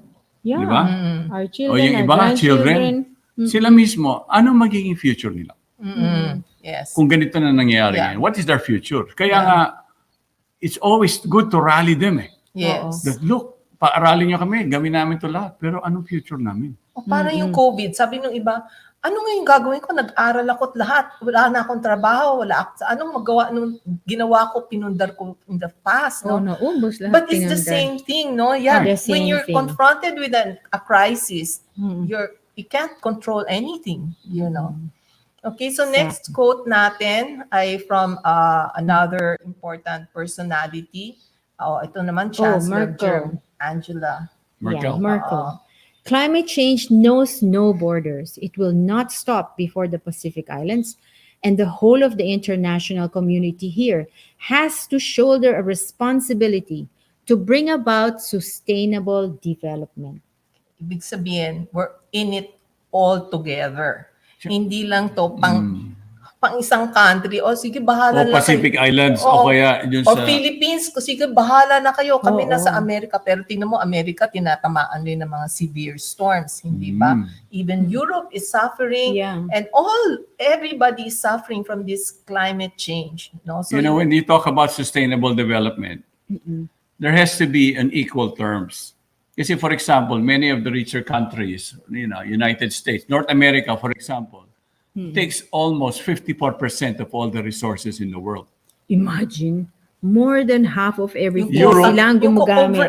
Overgoing the ang quota nila. Europe, halos 20%. Malaki rin ang kinakain. So, Tapos tayo yung kawawa. Ang population na nasa Asia, napakalaki natin eh. Ang laki. So ngayon, anong nangyari? And then we're the ones vulnerable to the climate change. Yung mga bansa na may sinireserba nila yung sarili nilang kayamanan eh. Likas kayamanan ubusin nila. mo nila yung atin. Ubusin nila muna yung atin kahit they can afford it and gamitin nila or tweak nila yung kanilang mga laws or whatever it is in the name of development, sasabihin nila. Pero nakikita nyo yung discrepancy pagdating sa, kumbaga yung resources natin na para sa ating future, ginamit na nila. That's what's going on. Yeah. So tayo, nagsasuffer. Irresponsible. Okay, next quote natin. Si Kofi Annan. Kofi Annan. Okay. Ako na magbasa. The world is reaching the tipping point beyond which climate change may become irreversible. If this happens, we risk denying present and future generations the right to a healthy and sustainable planet. The whole of humanity stands to lose. Yeah. Okay. So, there you go. So hindi na future lang, pati present talaga. We are already feeling it, you know. And the right, dapat it's a right to live a healthy life and a sustainable life, you know. And yet, ito yung kinukuha, ninanakaw. Yeah. Ninanakaw na ngayon ng mga tao from the other generation. Sabi nga sa American Indians, we do not own the land. We are just borrowing it for use. Hindi ba? So it's not like we borrow it now and then there's nothing left for the future. Wala nang ma-return. Diba? Oo. Okay. So next quote po natin, ito maganda from Pope Francis. He's very concerned about the environment. He wrote pa that Laudato Si, no? The time for seeking global solutions is running out. We can find suitable solutions only if we act together and in agreement. Yes. Okay. Definitely. Yeah. Kailangan There are certain tulungan. countries that still refuse to sign that agreement. Yung climate, yes. Paris Climate, agreement yun eh, hanggang ngayon. Kasi marami in denial. Right. Tapos, tinutuloy pa rin nila putulin ng mga kahoy ng Brazil, ng South America, lahat yan, tuloy-tuloy yan eh. Meron pa rin leaders na hindi sila naniniwala may climate change, di ba? Oo Ito na nga, binubugbog na tayo ng climate Susunod change. na nga yung mga, in denial alam pa mo, rin. in California, di ba, yung 6 million hectares burned recently. And these trees, every year pa, yan nangyayari. tapos Australia had the same thing. Ganon din karami. So North Northern Hemisphere and Southern Hemisphere. No. It's Even in the happening. places na dapat malamig. Tapos alam niyo yan, yung mga offshoot niyan, yung carbon being released in the air. So alam niyo, Worsens the recent situation. statistics that in the last year or in 2 years, we have pumped more carbon in our atmosphere than in any time Ever in history. before. That is the greenhouse effect, no? Yes. Parang Yun na. Kaya nga dumami climate talaga change, yung it making it feeds to the worse. climate issues. Okay. So these are things that we have to Meron pa consider. tayo. So we have to agree, Yes. and And then we have act to act together. together. So the young people today, you We have speak to be out. united. I will encourage all of the young people. Kunyari, may nakikita kayo, oy, may nangyayari na ganito, may hindi dapat magtayo ng dam dyan. Baka hindi ngayon magbaha in the next 20 years, pero 30 years from now, lulubugin na kayo lahat dyan sa Maynila. You know, if you continue on that plan. Okay, next Okay, quote next. natin is from Desmond Tutu from Cape Town. 25 years ago, people could be excused for not knowing much or doing much about climate change. Today, we have no excuse. Oh, yes. With all of the media telling us everything. Ang Plus with daming all the information. disasters happening throughout the world. Huwag mo na We are sabihin, hindi ko experiencing it. alam eh. You know, Ignorance is akong never gawa an kasi excuse. Hindi ko alam. You know, hindi ko naiintindihan yung greenhouse effect. Hindi ko naiintindihan yung Ay, mga nako. climate change. But now, everybody, it's in the media. You read about it. It's in your face. Okay, so no excuses na po tayo ngayon. You know, meron tayong halos na nalalabit na lang yung atin. Siguro we Yes. can conclude a little Yes. bit on, Okay. because we only have 5 minutes. What can we do? Okay. Now, for example, there are many countries, even in the corporate world, meron nga ngayon ganito that, you know, trying to regreen all the urban places. Yan. Many corporations pledge almost like 5 billion trees. And they're presenting that the best investment today is tree planting. Because whatever investment you have right now, and if you don't start to improve on the greenery of your areas and helping out countries that, you know, kumbaga tinanggal natin yung greenery nila, hindi natin tulungan sa ganyan, lahat ng ating mga puhunan will be of no value in the future. Meron nga akong kaibigan, he was a big businessman. Now, he moved here to La Union. Meron siyang parang resort dito. Meron siyang resort. But his business is nationwide. Marami siyang Maraming resources. Daming Yeah. resources. May yaman. But now, sabi niya, in-encourage niya yung mga kaibigan niya, bili na lang, mag-land banking na lang tayo, tsaka punuin na natin ng puno. Yes, Yeah, that's so very nice. So, Oo. 1 million trees per region dapat or more. 1 million trees per province. Dapat yan ang tinatanong You know, there are natin. many rich people with lots of land, Land. hectares and hectares, mga hacienda and everything. Don't think of food security, magtatanim lang tayo isang crop doon, Yeah. but you have to include yung biodiversity nga na and native. part plant of that plant things na kahit hindi nyo i-harvest yan to sell, it is benefiting the planet Yes. and everybody else. Yes. And stick to that which is native. Oh, Yes, yes. native. You know, there's no more excuse na sinabi nila nagtanim sila ng ganitong mga mahogany, yung mga non-natives. No excuse kasi kung nagtanim sila at yung impact nun, dapat hindi natin nakikita ngayon. Na kumbaga dapat sana yung nakikita natin ngayon, somehow nasalba ng mga tinanim nilang mga puno in this last 40 years. Now, I think the government is beginning to know, the DNR had admitted that the mistake of planting non-native or endemic or trees. exotic. Yung Puro exotic. Gemelina, yung mga mahogany, plant ng yung Gemelina is not very Australian advisable. eucalyptus, yung mga ganyan ba. Huwag natin dalhin dito yung mga punong madaling masunog. Yung mga ganun ba. At saka yung mga punong sumisip-sip ng ating tubig at saka So what are pumapatay the ng best? ating biodiversity. What are the best to plant? Go back to native. Ang dami-dami. Daon, nara, don't be thinking it's slow growing. No, they're fast growing.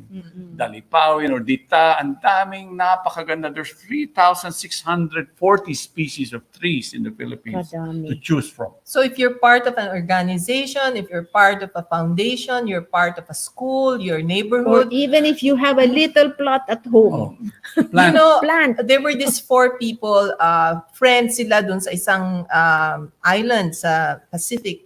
And they decided they want to plant corals. That became such a huge movement. Yeah. And people would donate. When it's my birthday, magpapatanim ako dyan. Ito yan yung Nice. 4 friends, okay? It took just 4 people. So everybody can actually start a movement to actually do We have to something. get a movement going on Very this. nice, We cannot be in denial. Even the young people, you speak out. It is your future. We who are more in the senior years, we did not, plan this right. And we have to make sure you have to be heard. Your voice have to be heard. And put pressure in our government and everybody else on leaderships in your town or in your province. Like the example of Greta Thunberg, actually, she's very young, but look, her voice is being heard. Yes, worldwide. Okay? Yeah. Oh, yeah. Worldwide. And And she said something that, I'm not asking for, you say you want people to hope. I don't want your hope, sabi niya ganon. I want you to act right now. Act as if the house is on fire. Yeah. Parang nasusunog na. Hindi That's- yung mag-iintay tayong lahat. Hindi. May sunog na and Ganon ka-urgent. Ganon Oo. ka-urgent. Yeah, coming up with regional master plans for rehabilitation of our watersheds. Maraming ganyan eh. Tapos, other things, for example, alam nyo, may 4 na lupa na klase, barren land, cropland, grazing land, at saka forest. Yung forest land dapat at least 40% sa ating planeta o kay ninamang island yan o kay ninamang bansa. Tipping point yon. Kung maibalik nyo ng mas mataas, di mas maganda. Ngayon, yun ang ating objective dito. So yung mga cropland na hindi na masyadong productive at wala na masyado yung biodiversity niya, edi buhayin nyo, i-convert nyo, yung mga barren lands, ibalik natin, yung sigla. Yung mga ganyan Make ba? them all Barren arbo lands, and that's productive. Make it productive and convert it back to a forest land or an agroforest. May pagkain, may para sa tubig, para sa hangin, kasama lang. Yeah, if you don't know how to do it, contact Tito Toby. He will help you. So anyway, we were itong past And if 3 this weeks. is if this is what you like, please, if you're doing something already now and you need a way to tell others, you're welcome to contact us. We'll help you get it known. Okay, maraming salamat po sa inyong lahat. So if we feel like masyadong aggressive tayo ngayong umaga, but that's Kailangan eh. desperado na tayo. The ngayon. house is on fire. The house is Dapat on fire. Hindi tayo pwedeng, will I Alaban do na tayo. something?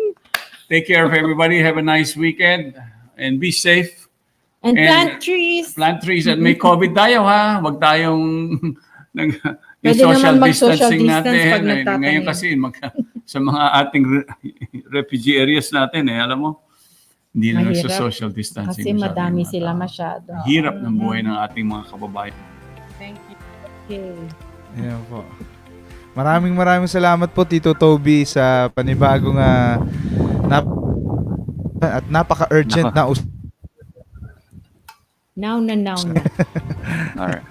Yeah, super na. Thank you, Tito Toby, Tita Marisa, Tito Socorro. Again, very You're insightful, welcome. Living Wise segment.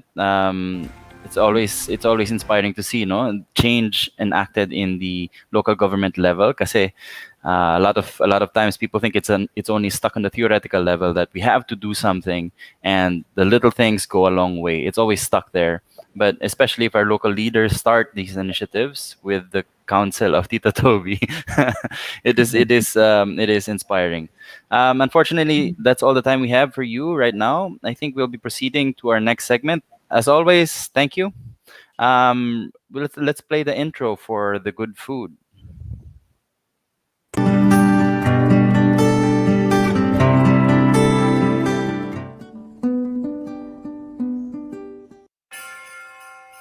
Hi, good morning, and welcome to another episode of The Good Food. I'm Nimay. And I'm Chris. And we are live here in San Juan, La Union. So today, we'll be sharing with you, me and Chris, will be sharing with you some gift ideas that you can use for Christmas. Yeah, you can give away for Christmas. Since we can't go out to the mall and buy stuff, then this is a good way. This is a good gift to give. Okay, so we'll be sharing with you 2 recipes. I'll be sharing with you vegan chocolate cake. Wow. Yeah, so what we'll be doing is we'll be putting all the dry ingredients in a jar. Yes, and whoever you will give this to, the recipient of this jar, will make him or herself own vegan chocolate cake. All they have to do is add in the wet ingredients like the oil, water, and vanilla. Yeah, or milk. Yeah. Okay.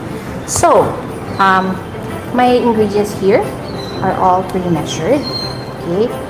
So your dry ingredients: sugar, flour, chocolate powder, and just baking soda. So let's start. These are all pre-measured, yeah, and don't worry, we'll be posting the recipe here On the somewhere screen, in yeah. So let's start with sugar. Brown sugar. Go ba, Chris? What do you use at home? I use brown sugar as well.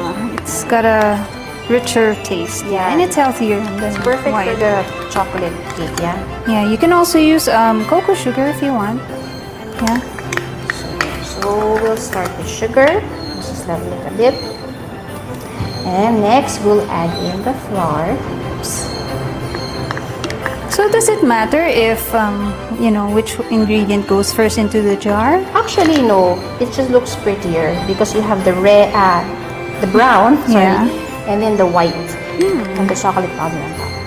That's cool. Yeah. So you'll see the different layers. Yeah. Yeah, brown, white. Different layers. But if you wanna mix everything, okay lang din. Could they also add chocolate chips? Yeah, you can put it on top. I think this is a bit too slow. Okay. So what I'll do is I'll use paper as my funnel. Kasi, DIY Yes. funnel. All you need is a bond paper. yeah, bond paper lang. Kasi if you use like the regular funnel, magsa-stuck din siya. So this is what I found to be easier. I'm sure you have bond paper at home. Green Yes, bond everyone paper. does, I think. Yeah. So there. It's faster. Okay. I guess for others too, they can use different types of flours. Yeah. If you're gluten-free, you can use your gluten-free flour. I'll just level it again. And now we'll add in your baking soda. Again, this is pre-measured, yeah? Measure baking soda. And I'll slowly add in my chocolate powder. You can actually have your kids help you, diba? Yes. Since this is all dried ingredients, yeah. And it's all pre-measured naman, so Yeah. okay lang. You can give them a small spoon. Yeah, they can help you if you're gonna make like a bunch of. And I suggest if you plan to do this, at least you can buy your ingredients in bulk. You don't have to buy individual gifts, diba? Yes. Tipid kayo sa shipping. And also the glass. You can reuse bottles like the bottles Something of that- olives. Something Yeah. like white now. No? Yes. Just have to pre-measure everything so you can see more or less how big of a container you need. So I think that's good enough. And then level it again.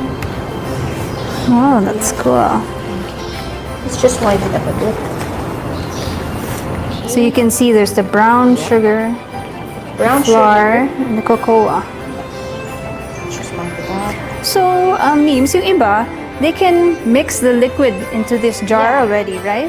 Actually, with this recipe, what I would do is I'd add in the wet ingredient here. This jar is enough also for the wet ingredients, and then you can just shake it. Yeah, shake it, but you don't need a separate bowl for it. Yes. You just shake it really, really well, and then pour in the batter in a muffin tray or in a cake pan. Okay, so this is your very simple lang, diba?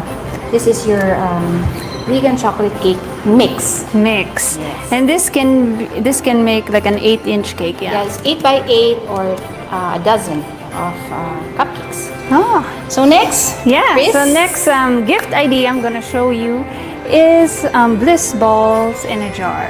You know how we buy from different shops bliss balls that are already made. But then of course transporting gifts, it's hard to transport stuff that are fresh. So a great idea is to put all the dry ingredients in a jar. So the idea here is to put your bliss balls ingredients, all the dry stuff, into this jar, and when you give it, the recipient is just gonna you're gonna pour all the dry ingredients in the blender or food processor. They can add their liquid, they can add like water, juice, or even nut butters, just so it comes together and then just form into balls and serve. So, here's what we're gonna do. In a jar, specific layers? No, wala naman. So in the jar, you can put your oats. I like to use raw oats. Raw oats are fine. You don't need to cook it, yeah? So here's the bottom layer. There. This is quick cooking, yeah? Yes, quick cooking. Pwede rin ba rolled oats? Pwede rin, kasi in the end, they're just gonna process everything together. So here I have seeds, pumpkin seeds. Now, if you don't have pumpkin seeds, you can use other seeds. You can use sesame seeds, yeah, or chia. So here I have crushed cashews, yeah. So you just add it so you can see the different layers. Ito na ba yung tinatawag nilang energy balls? Yes, it's the same thing. Energy balls. Super healthy. So here I have what do you call this? Sunflower seeds. Next, I have almonds. Ano pa ang other nuts ang pwede? You can use, you can definitely use peanuts, walnuts, or just see whatever you have, yeah, on hand. It doesn't matter naman. No, it doesn't matter. The more the merrier. Yeah.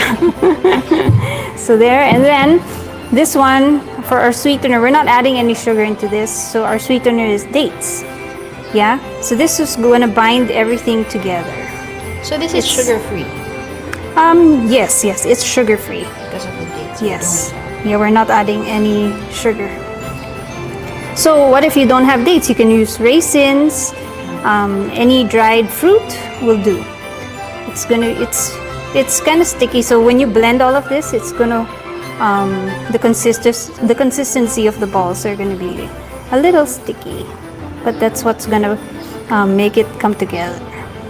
So there. So that's basically it. See, walang kahirap-hirap. So let's put on the lid and let's make it presentable. Sige, you first. Where's your cloth? Here, I have a cloth. Now, you can use any cloth that you have. You don't have to buy. Don't buy anymore. Just reuse old shirts or shawls. Yeah, cut any. it to size lang. Yeah, cut it to size. It doesn't even have to be perfect. It can be rustic, just like that. Then I have a tag and a string.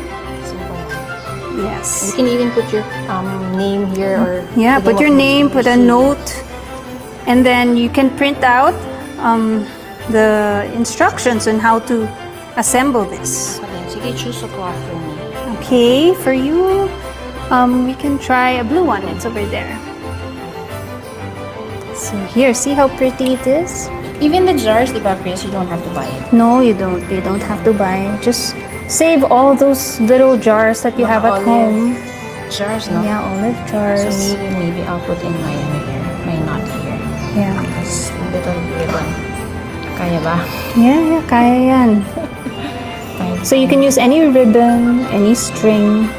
And the gift card, maybe you can ask your kids to make one, Yeah, you can make, or online, there's a lot of printables. Yeah, so that there you can have it. see how beautiful that is. That's Very quick easy. and easy.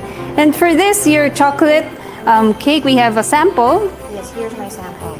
So She- this recipe yields 1/8 by 8 cake pan, or a dozen. A dozen of, you can put it. So with this one, you can even add, maybe you can suggest to whoever's going to receive it, you can put their own icing. Yeah, or top that's it with all they have to do, yeah? Just make icing na lang. Yeah, so what a great gift, yeah? There you have it. 2 Christmas gift ideas that you can try Super at home. simple. It only takes like 5 minutes or less to make with the simplest of ingredients, yeah. So there you have it. So That's it thank for you today. yes, thank you for joining us, and back to the studio. See you next week. Bye.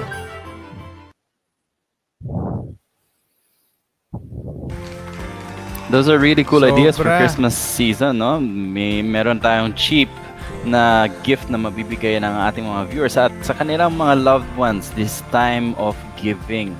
Pero Gaur, nice ko lang batiin ang mga ating mga viewers na kanina pang nakatune in, hindi ko napansin. J Resurrection, Heber Nepuskua, Nitz Lopez Capin, Gina Yumul, bilisan ko na lang sorry, we're running out of time.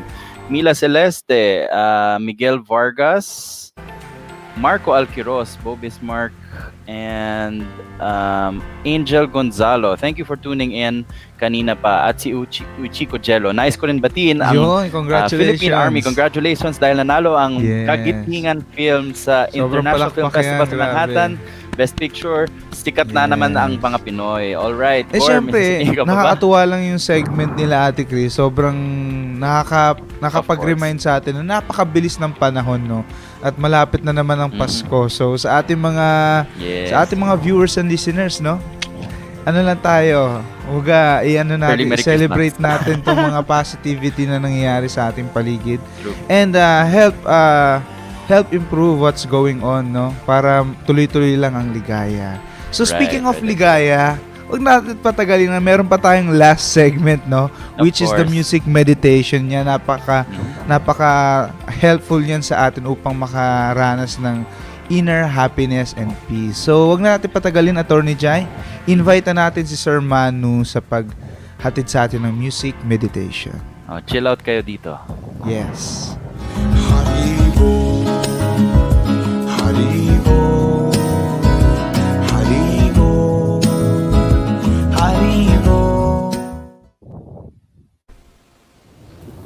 Thank you. Hello po. Ako si Manu. Welcome to Music Meditation. We always end our show with music meditation. It's also nice to start your day with music meditation. So we invite you to listen to music meditation on our social media. Begin your day like this and let the healing sounds awaken the happiness and love in your heart. So please join us.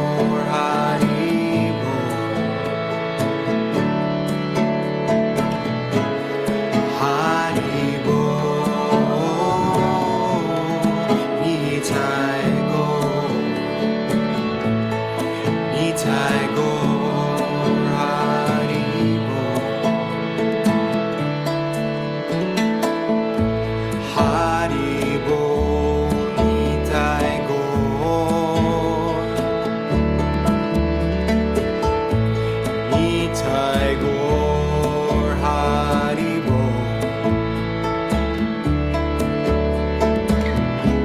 Hari Bol,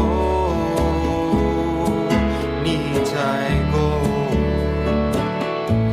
𝗖𝗿 Gaur Hari Bol.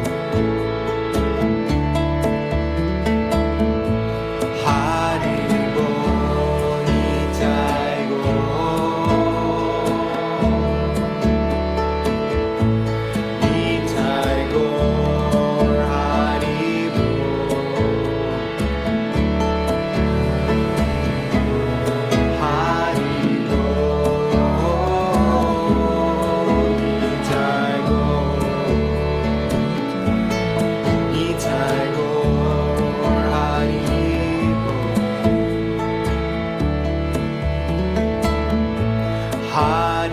Bol, 𝗖𝗿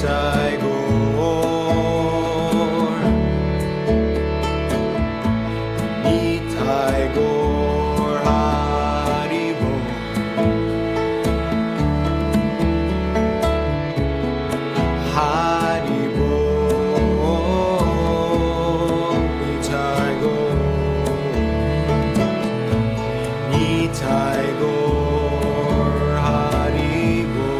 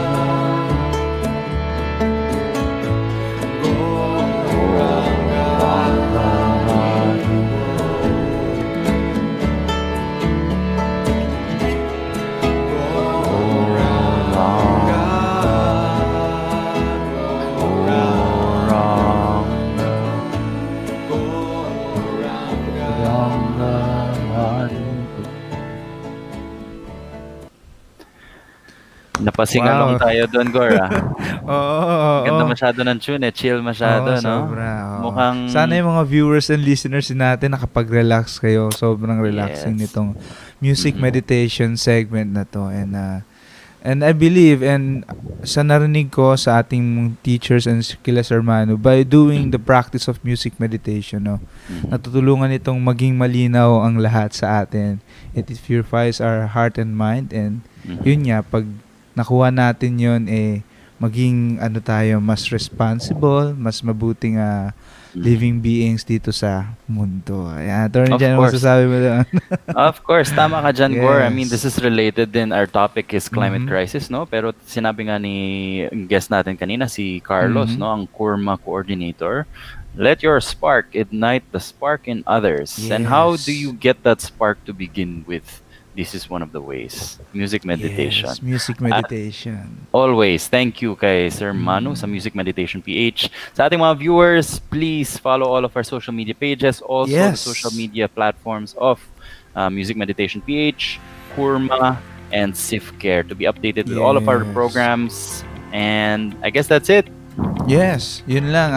Siyempre maraming salamat muli sa V81 Radio, kay Sir Rally, kay Sir Rolly Pagaspas, and syempre sa 𝗖𝗿𝗺će, no? And syempre wag natin kalilimutan magpapasalamat sa ating mga viewers and listeners, and syempre sa ating tech na si Tech Miguel. Maraming salamat sa iyo sa palaging pag-a-assist sa amin every show, you know.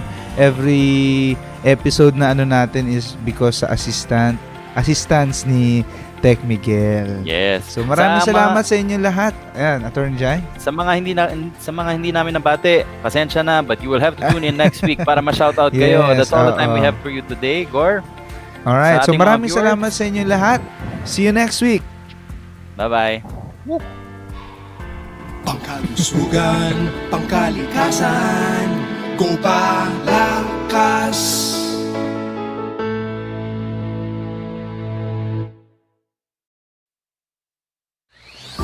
Pangkalusugan at pangkalikasan, samahan si Atty. Jai at DJ Gaur sa pagpapaunlad ng kalusugan sa katawan, isipan at espiritual. Go Palakas! Go Palakas! Pangkalusugan at pangkalikasan tuwing Sabado, 10 a.m. Philippine Time. Dito lang yan sa V81 Radio Worldwide.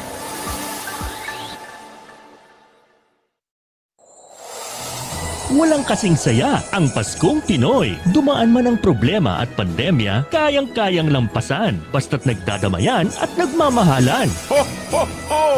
Merry Christmas! Tuloy na tuloy pa rin ang Pasko dito sa V81 Radio Worldwide.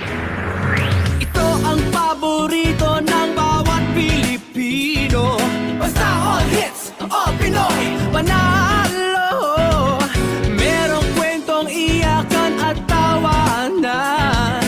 Kahit nasaan ito'y mapapakita